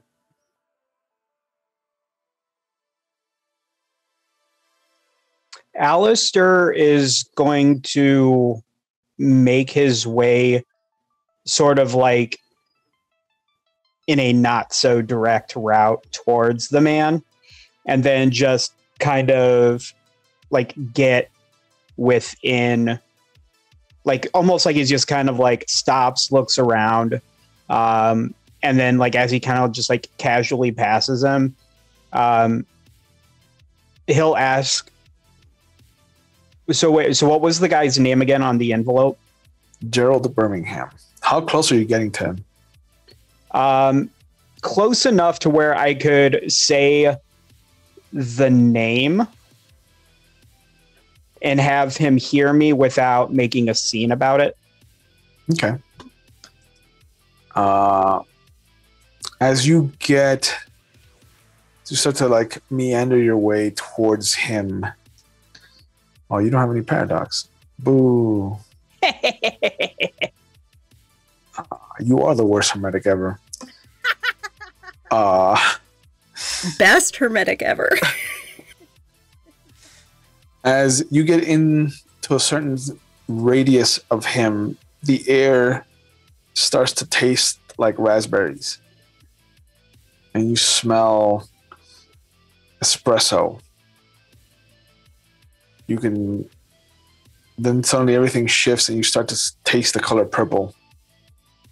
And the topiary flowers start to take on a different shade of hues of color. It is almost like all the colors start to bleed out of these flowers, and then new color starts to kind of spatter on them like rain.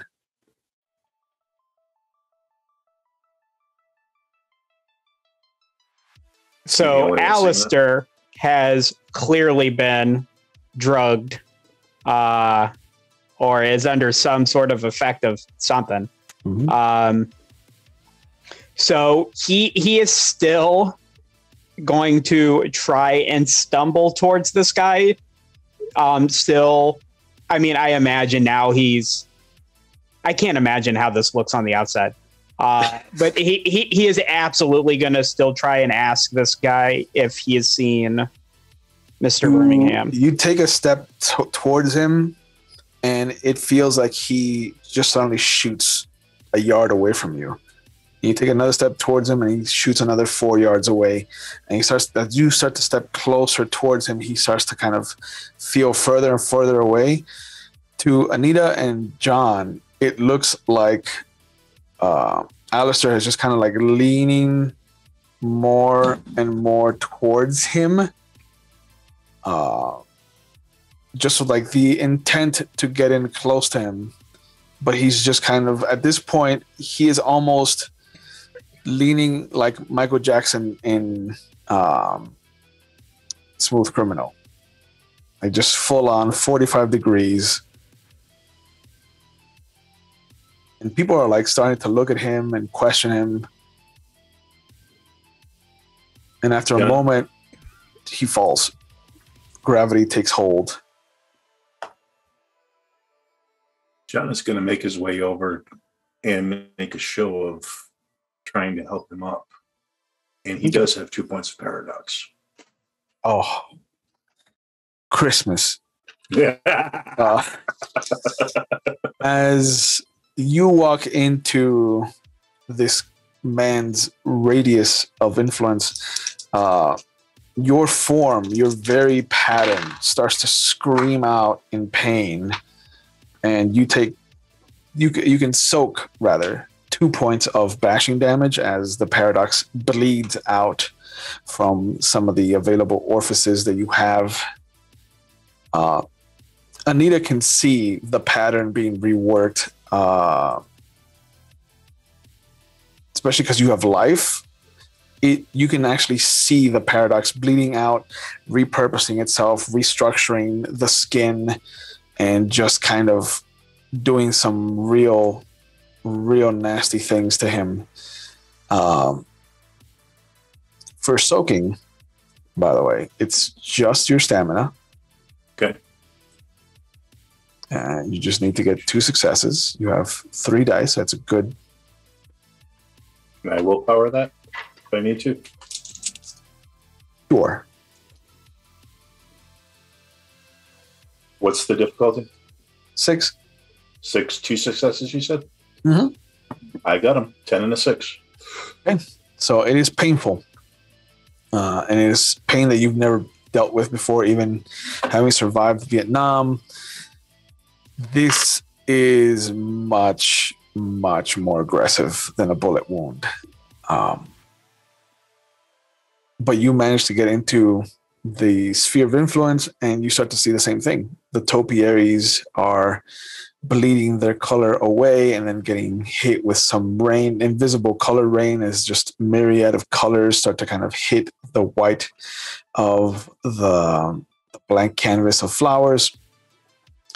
The distance between you and Alistair starts to increase with every step that you take, and Anita now starts to see John leaning, or the professor leaning very hard towards Alistair. People are confused by the thing, and after a moment, the gentleman kind of turns to see the 2 of them. He places the glass on the stone banister of the balcony, and he helps Alistair up to his feet. For Alistair, it's been the slowest fall of his life. It is like he felt the second he lost his balance, and he felt the second he hit the ground. But that trip from 45 to 0 has expanded maybe about 20 minutes now. And then you feel the hands kind of pull you up and stand you up. When I get stood up, does like the effect wear off? Not at all. His mask, the little threading of the mask, now that you're up close, starts to look like tentacles writhing. And one of them just kind of starts to kind of pull towards you and just kind of like circle. I mean, yeah, it's sensuous and terrifying at the same time. Yeah, Alistair has no fucking clue what's going on anymore. And he's pretty sure he's never taken this drug and doesn't want to ever take this drug. And he is going to try and back away from this guy. Sure. You take a couple steps back. You can see the professor just kind of leaning really hard towards where you were.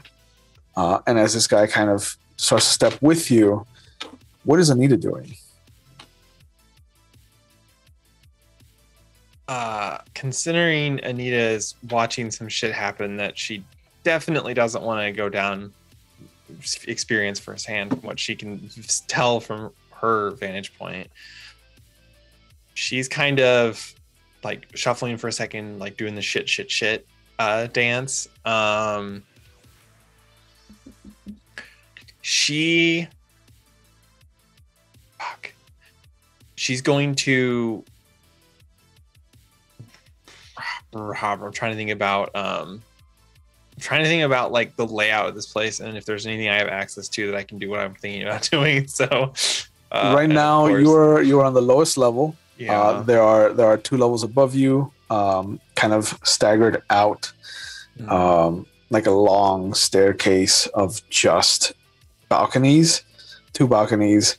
There is a little pond that runs the length of the lowest level.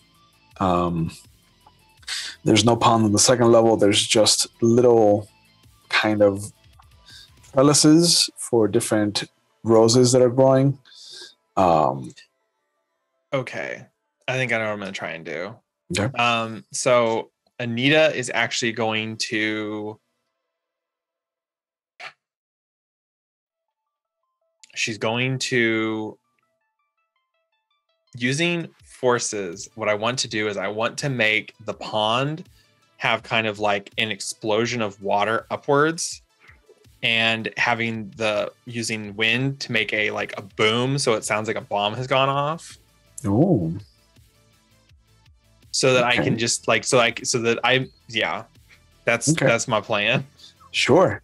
There are sleepers around, so this is going to be a little bit more difficult. You do have a forces focus. Yes. You are snap casting, so those cancel each other out. It's forces 2, so it's going to be difficulty 6 starting, and then plus 1 more is 7 total. Remember that you can use quintessence to lower the difficulty on any effects. Yes, I want to use a quint on this. So, okay. So it's going to lower it to 6. Okay. I got 2 successes. Okay. 2 sixes. Right. I'm so glad I used that quint. Yeah. How many do you want to do? 1 and 1, so it's 1 for the splash and 1 for the sound, or do you want to kind of focus on one aspect or the other? I really want I want the kind of the a little bit, but I kind of want the boom so that it sounds like there's actually something did explode. Mm-hmm. So the sound is probably more important than like the water. I just wanted the water to move some, so it maybe looks like somebody goofed and accidentally dropped their like suitcase bomb into the pond or something. Okay. So John suddenly is splashed with water. The gentleman is splashed with water. Some of it doesn't manage to get on to Alistair, but there is just a splash of water. There's a big boom that just echoes through the whole garden outside the house. People scream. Some people start to kind of run towards the house. And Anita's going to just cover her mouth a little bit and just start in a shrill scream. And oh my God, as best she can, as loud as she can, to try and get people to start flooding out of this area. So excellent. Let me have you do either charisma and performance or manipulation and performance. Dealer's choice. Yeah, it's going to be 2 for charisma or manipulation. So let's just do manipulation and performance, you said? Oh, yeah. 2 successes. Okay. A bunch of people just start. They hear you say it and they're like, "Oh my God, there's a bomb! There's a bomb! Somebody put a bomb at the Halloween party!" And then everybody just like, "Oh my God, bomb, bomb, bomb, bomb, bomb!" And just see people running into the house. And Alistair and John and you are now left with this gentleman outside. And the Allosaurus pulls itself free from its base and starts to make its way towards the 3 of you. Does the acid trip effect end when the boom? Yes. I'm hitting this motherfucker with a prime infused throat punch.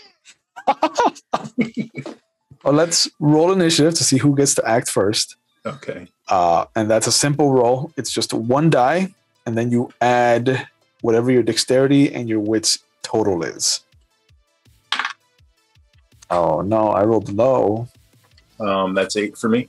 We hardly knew ye. 7 for Alistair.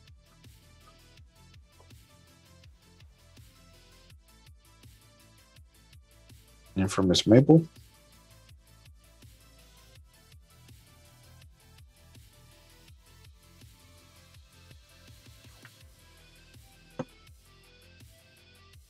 Sorry. Am I rolling initiative in this? If you want to be a participant, sure. If I don't plan on like fighting him at close combat, do I still need to roll initiative? I'm assuming. Yeah, just to see So where you you said land. wits and Dexterity. dexterity. Oh, The great. total. Plus whatever you roll on one die.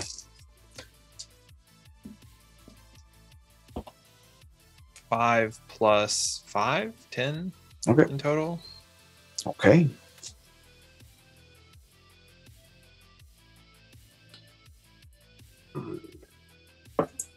Six with him, which is sad. And as you all kind of have this weird, psychedelic, very fear and loathing in Las Vegas moment start to wear off, we're going to shift to the Cascade Motel off of 8th Street and Lejeune as Lydia pulls up and sees her ex-boyfriend very slowly, very sadly, pulling a couple of bags out of his room into their rented car.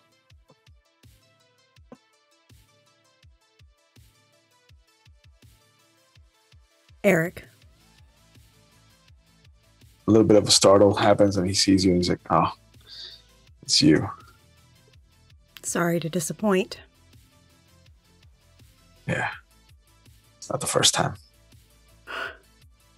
I deserve that. I deserve more. You all right? No. Not at all. Yeah, you don't look it.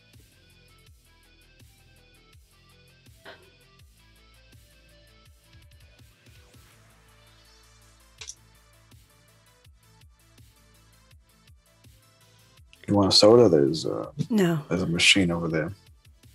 I'm going home. Oh yeah?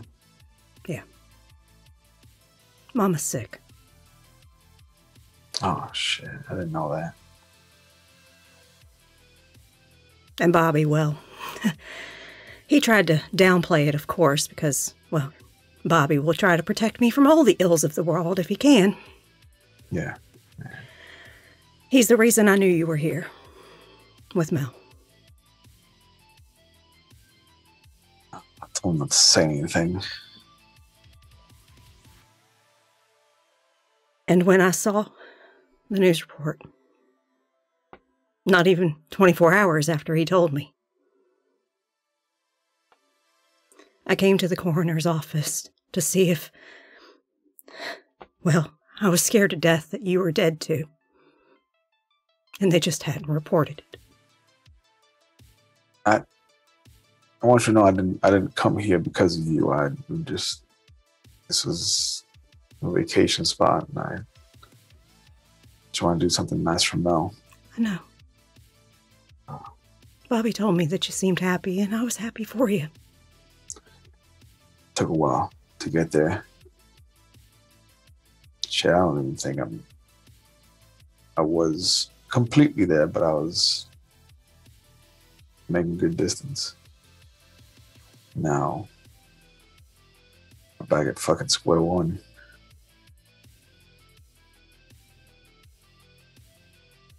I never left square one. Could have fooled me. I was terrified.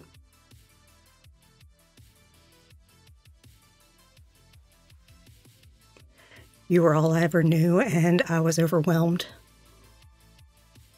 I was terrified.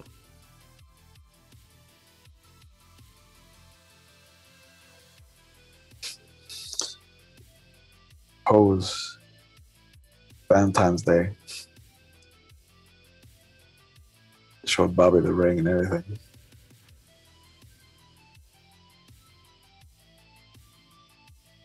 He told me.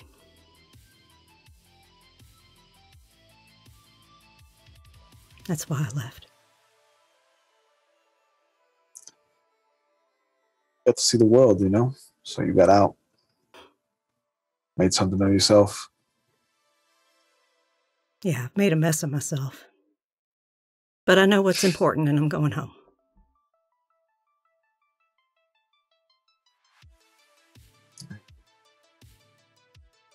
And if you can stand my presence, you're welcome to ride with me.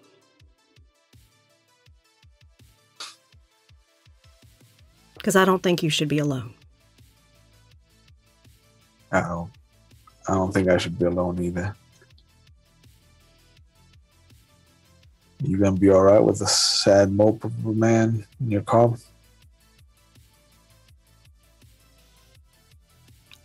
Eric, I'll take you whichever way you come.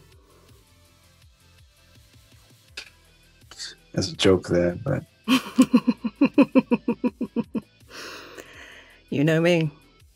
Always one with the quick wit.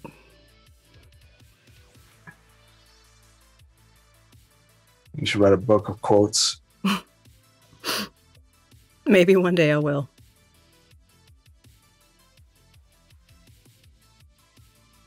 Yeah, you gotta return this rental car, if that's all right. I'll follow you there. All right. And the two of you drive over to Hertz Rent-A-Car near the airport. Turns in the car, puts in his stuff into your car as best as possible. It's two people's lives. There's room. She didn't pack a bunch of stuff. Just the important things. You see that he has one suitcase, but Mel brought 3. Every time that he catches himself kind of huffing one up to put in the car, he's takes a moment to kind of just try not to sob. Lydia puts a hand on his shoulder. I'll get these. You go ahead and get in the car. I was raised better than that. I'm not gonna let the lady back here. Let me help. That I can allow. And so she does. Yeah. He sits down in the passenger seat and he immediately ejects the cassette to see what it is and taps it against his hand.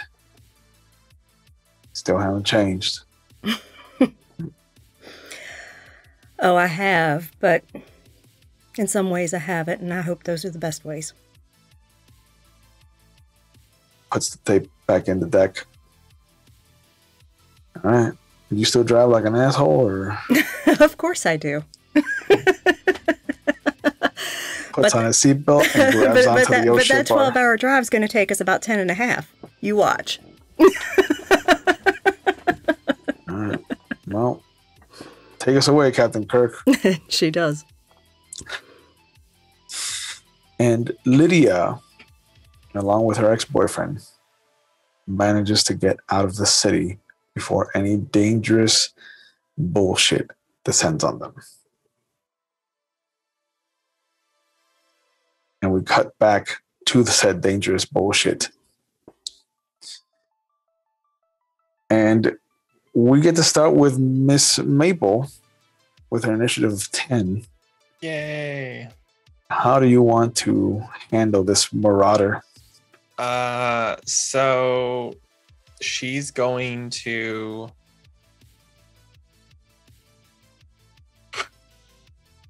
guess my better judgment. Perfect. I want to use my life 2 And shit. How do I want to do this? I want to use life 2, and I don't know if forces is good here, but what I want to do is I want to take the. You said there was a Triceratops topiary. Yeah. Okay. So I want to try and basically take control of the Triceratops topiary and use it to like fight Dude Bros Allosaurus one, so that we don't have this thing rampaging on us. So okay.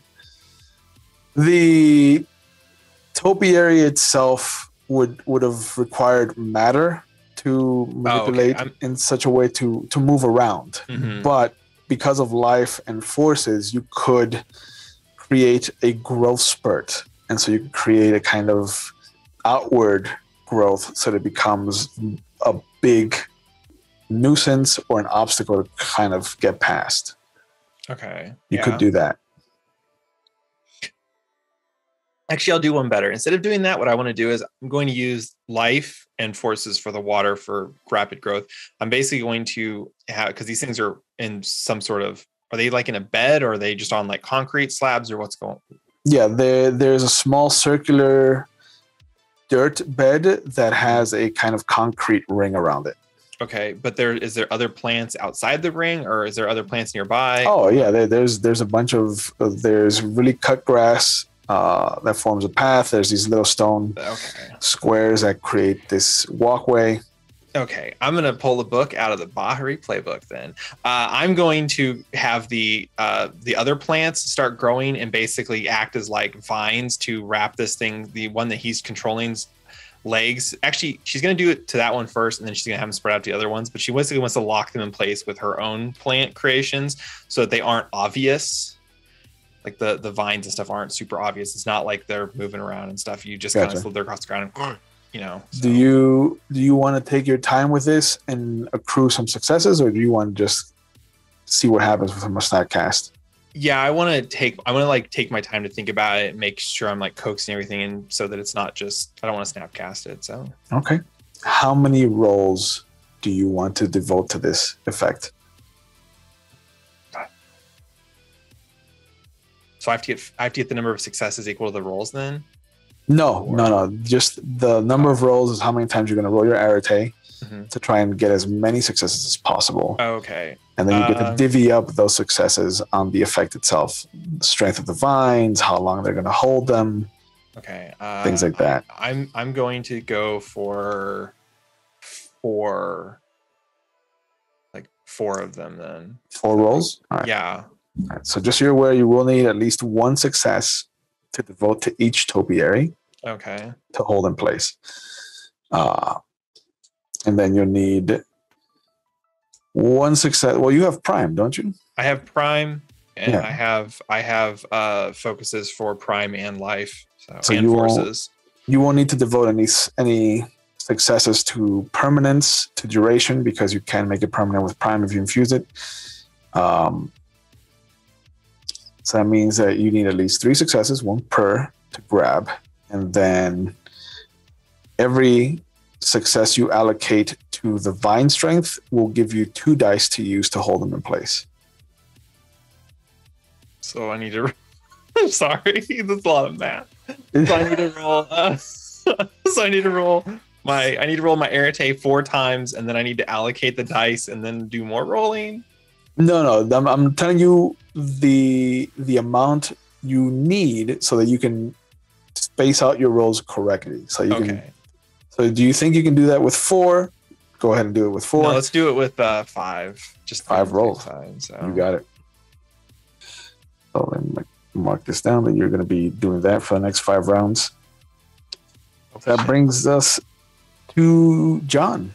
You said you wanted to throw punch him with some Prime. Well, actually, I'm rethinking that. Okay. How many has the crowd completely dispersed at this point? Yes, there are no sleepers within line of sight. All right, we're adjusting our plan. We're going to shoot this motherfucker with Prime. Okay. So what do I got to roll? So you've got to roll your arete first to activate the effect. since you are doing 2 actions in the same round, you've got to split your dice pool. So you're going to suffer a -3. Okay. 2 for your irritate and 1 more for the extra action from your... You want to do dex and firearms, or do you want to try a wits and firearms? Like, are you shooting from the hip, or do you want to actually aim at this guy? I'm going to do dex firearms. Okay. So -3 dice. Okay. To that, but go ahead and roll your arete. All you need is 1 success, difficulty 5. I got 2. Okay, so that means 1 success makes them aggravated. Your extra success can be used to up the damage if you'd like. Yes. Okay, so if you hit, you're going to be doing 1 extra dice of damage.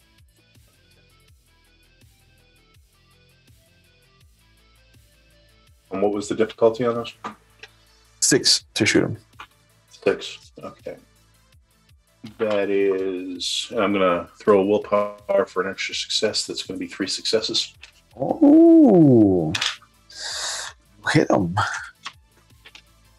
And let me see. 45s, I think, are 6 for damage. I think, no, they start at 5, I think. Or is it 5? Okay. 5 plus. So it's going to be 5. You got 1 threshold over him, so that makes you up to 6. And you got your 1 from your prime, so that gives you 7 dice of damage. Alrighty.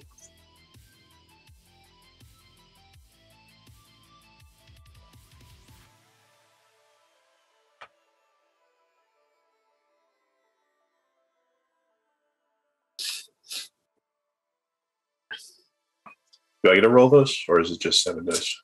Oh, yeah, you get to roll those. Okay. It's been a while, sorry. That's all right. As you shoot him, he kind of yells out, What are you doing? I'm the good guy. Oh, this looks good. 1, 2, 3, 4, 5 successes. Oh shit. One of them a 10. Let's see how much of his arete can soak that up. Not enough. Yeah, he screams out as the bullet enters his center of mass. And you can see that some of the actual effect that he has running right now start to take place. Like, you can see some of his organs are moving out of the way. Like, nothing vital was hit. But he's also got a gaping hole in his body now. Alistair, he's holding up his hands. He's like, I don't know why you're attacking me. I'm here to stop her. And he kind of points into the house.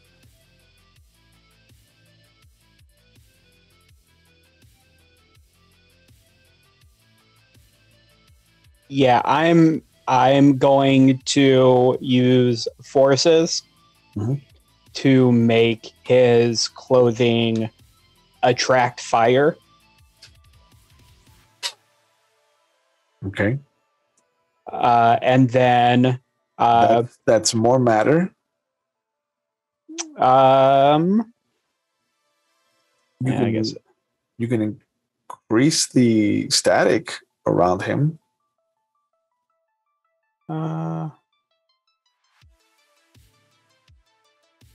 Yeah, I keep forgetting I don't have matter because I did at one point.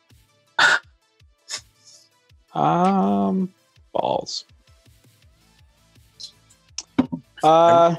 So far, every season has had one sphere that's been like the clutch sphere that nobody has. Yeah. So I'm just going to resort to plan B, which is take a swig of the alcohol, spit it on him, and then try and light him on fire. Okay. Simple enough. So you're just going to light him on fire with your forces? Yep. I'll use the forces to flare it. Okay. Simple effect. It's going to be difficulty 5.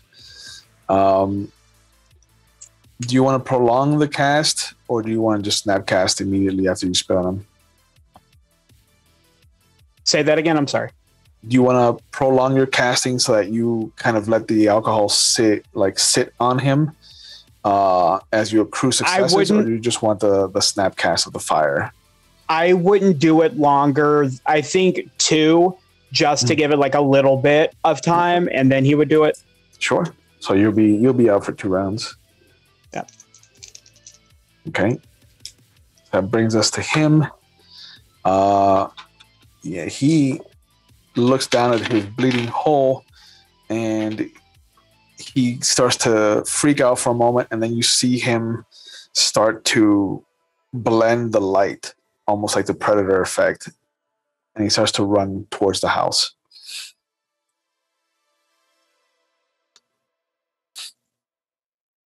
Maple is in the second round of casting.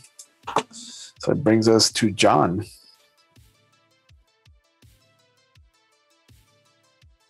We're going to shoot him again. Do I have to reinfuse the gun again, or? Yeah. Okay, I'm just going to take a normal shot then. Okay. It's going to be difficulty 8 because he is clearly invisible at this point. Okay. But he still has a bit of an outline to him.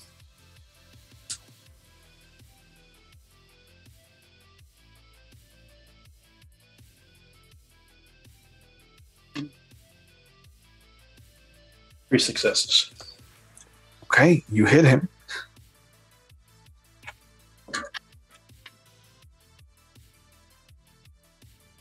You're going to do 5 regular damage plus 2 threshold, so that's going to be 7.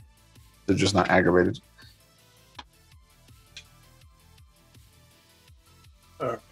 Difficulty is 6? Yep. Okay. That is 3. Okay. You see another kind of gush of blood. Oh. And he screams out again.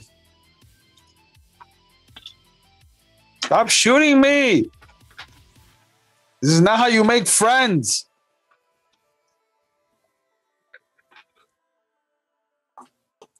So this is your second round. So Yep. at the end of this round, your fire breathing kicks in. How many successes did you get in total? I got 3, and I want to spend a willpower to make it 4. Okay. You're gonna need to spend 1 success on reach since he's moved away from you. Mhm. And so that leaves you 3 for damage. So that means that you're doing 8 dice of damage.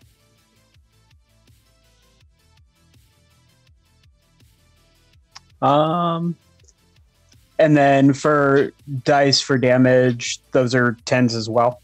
Yep. And then what am I trying to roll? Difficulty 6. Oh, come on. That's not awful.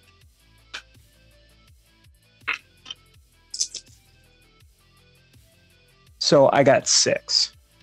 Oh shit. Okay. You see the fire burns his whole outline, and the invisibility is bled away, and he just starts to like kind of stop and put himself out. Like he drops and he rolls around trying to put himself out. He's like, "Who spits fire at people? Who taught you this?" Ziggy! For the record, that's his avatar's name. He is desperately trying to crawl down towards Anita. You see him just pulling on different effects to heal himself.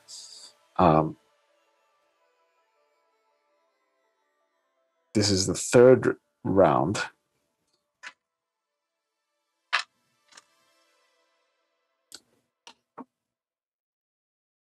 How many successes have you accrued so far? What's my Anita? difficulty modifier? What is my difficulty rating? 6 total. Okay. So I haven't rolled anything. That's why I wasn't sure. Okay. So yeah. No problem. There's 1, 2,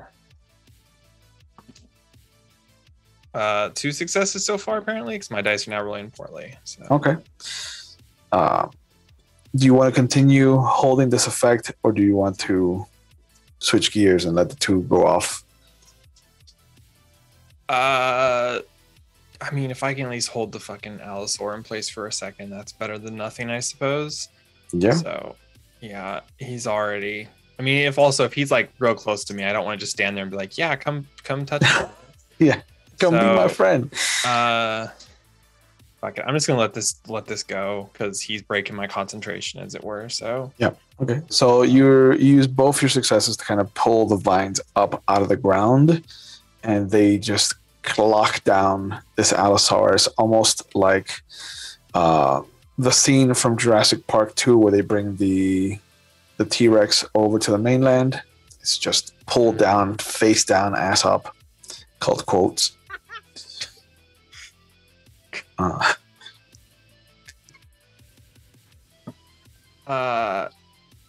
guy just has his hand out to you. He's like, please call him off. I'm telling you, I'm not here for you. I'm here for that Bali. That's all I'm here for.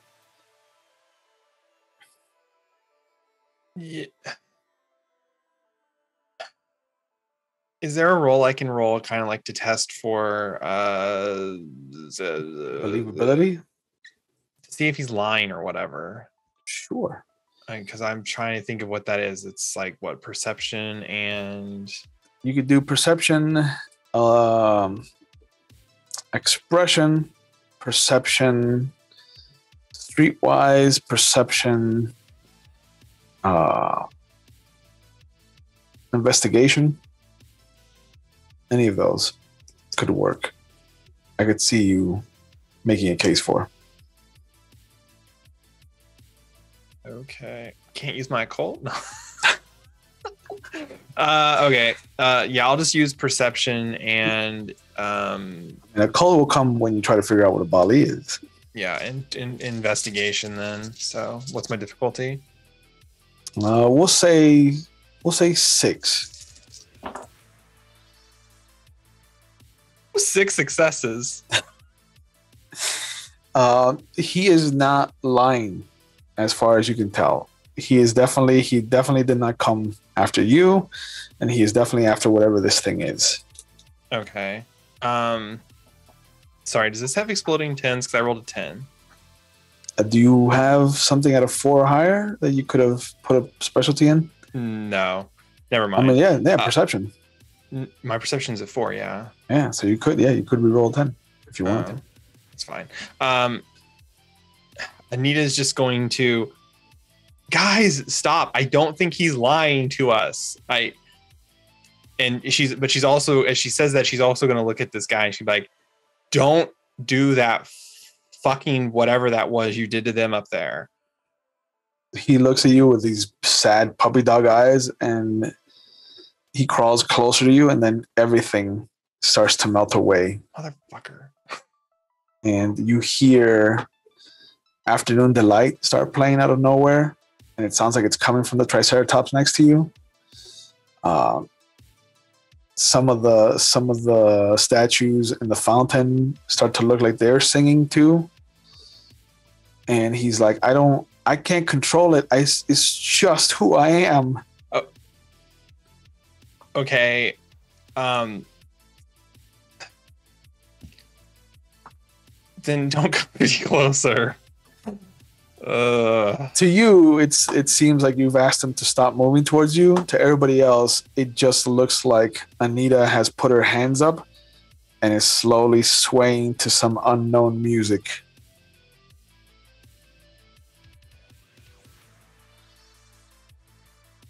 Well, so it brings us to John. Anita did get out her warning that he is not there for you. Well, I'm going to look behind me and see what he is there for. If I see what he is there for. Something in the house. That's where he was running. We're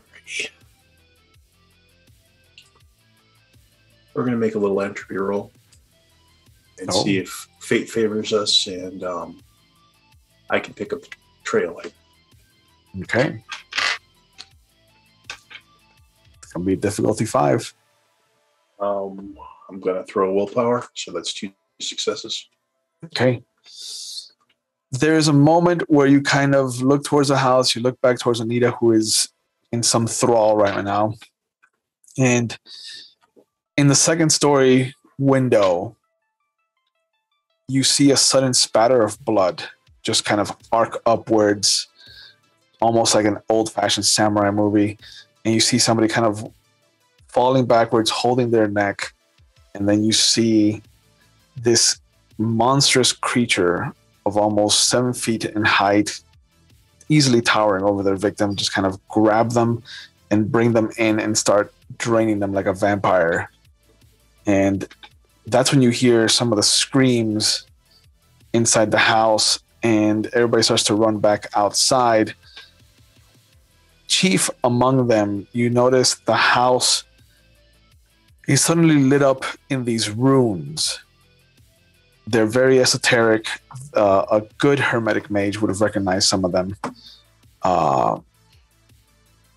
And after a moment, everything goes quiet and the world starts to bleed away. And you can see this monstrous creature kind of discard the body that it drank from, push the windows open, the French door windows to the balcony upstairs open, comes outside, and behind it you can see what looks to be some regal looking man in just these beautiful outfit, this modern outfit, very much like the Phantom of the Opera. It's kind of a cloak billows out behind him, and next to him is the fortune teller. But you notice that the fortune teller doesn't look pale anymore. She's got color to her. And you can see in her hand, she is summoning up some remnant of pure fire and then just tossing it down into the gardens below. And as we cut away from here, we will see a simple apartment study. Potions line the bookshelves. There is a frustrated old man who used to be a private investigator of some repute before falling on hard times. And suddenly, as he puts a couple of drops of a liquid into another liquid that's bubbling over, it starts to shimmer with magical energy. Something has reawakened in him. Across town, we see a police officer chasing a young narcotics distributor, jumps over the roof of a car. He's got this swagger about him. And as he knocks this kid into a fence, he just kind of looks down. He's like, "What's the chance that you got what I'm looking for?" And the moment he reaches into the kid's pocket, he pulls out a small bag of what looks to be cocaine. And you just hear him, "Oh shit, my lucky day." And one of the last glimpses we get is of a small, overworked office where you see one guy that you have met before bringing in this steak sandwich to this scumbag of a Russian ex-mobster. And he just kind of spins a coin. And he spins another one. And he spins another one. And then he brings his hand down on all three. And they're all showing heads. And the smile that crawls over his face is nefarious, frightening, and almost delicious in what you can only imagine is going to happen to this city moving forward. And this is where we're going to end our 4-episode miniseries, our season 2. I want to thank all of you for participating and allowing me to share a little bit of Mage with you. I consider it a moral victory that I did not become a Tremere.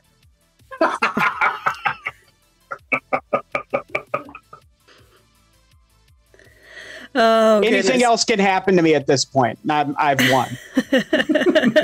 Thank you, Will, for running this mini-series of Mage. We all had a fantastic time playing. And yes, Lydia has the officially best fucking exit strategy ever.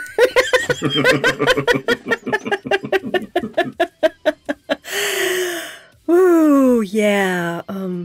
Yeah. Okay, so thank you all so much for joining us, and thank you everyone here at the table here, because I had a blast playing with every single one of y'all. It was fantastic. Hell yeah. And really, thank you so much for tuning in for these 4 sessions. We had a fantastic time.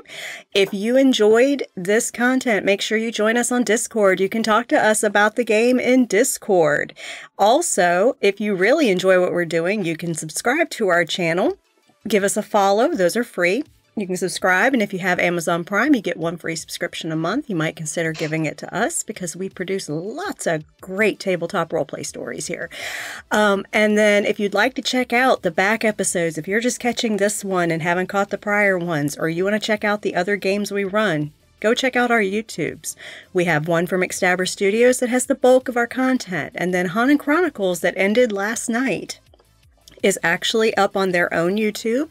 And on the Ishveld channel, we have a D&D 5e campaign that has been concluded on our channel, but is available on YouTube. And also, the Call of Cthulhu London Esoteric Society is on that channel if you want to check that out. It's a Call of Cthulhu 7e stream.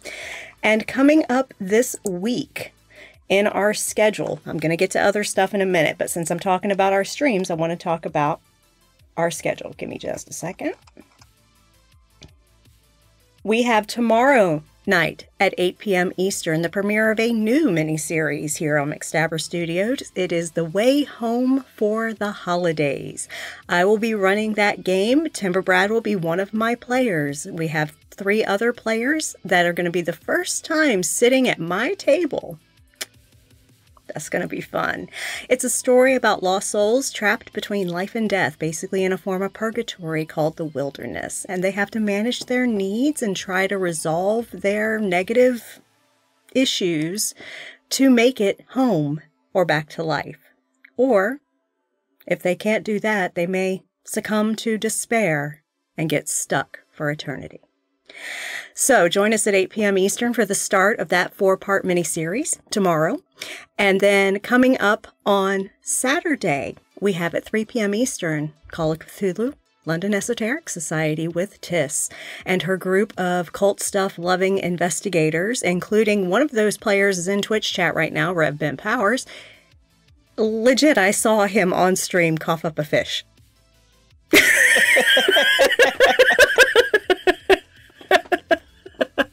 Crazy shit happens in that game.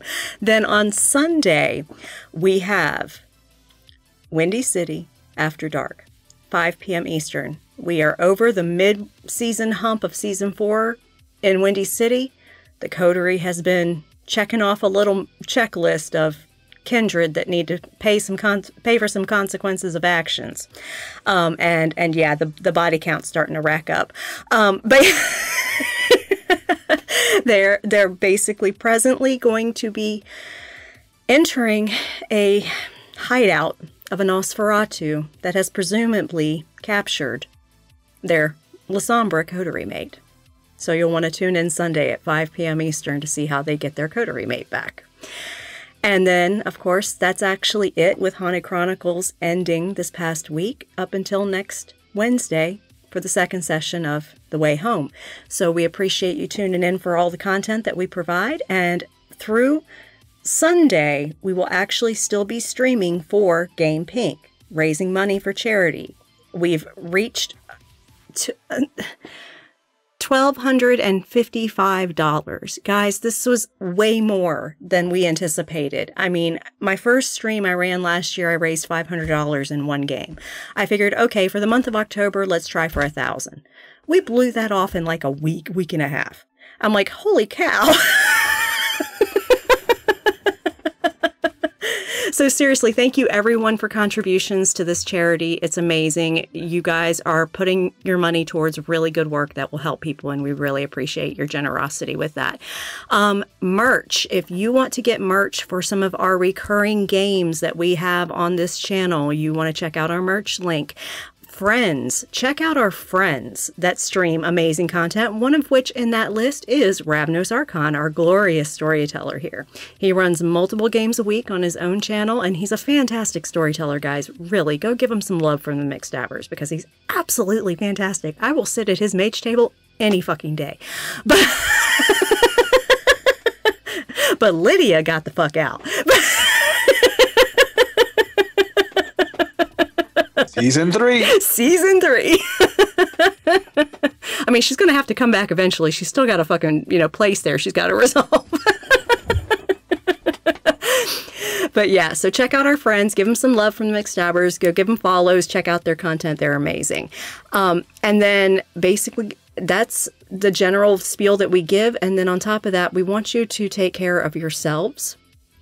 Mental health is exceptionally important. It is as important as physical health. And if you are struggling, reach out to those you care about. And if that isn't enough for you, reach out to helplines that we now have in chat and Twitch. Those helplines are available to you free. You can call or text.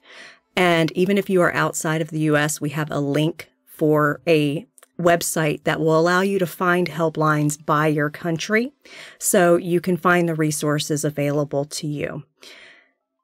Also, you can check out more information on National Breast Cancer Foundation and the amazing work they do, because fuck cancer. I mean, Lydia's mom's probably got it and is probably going to die from it, because Lydia ain't Arete 3. So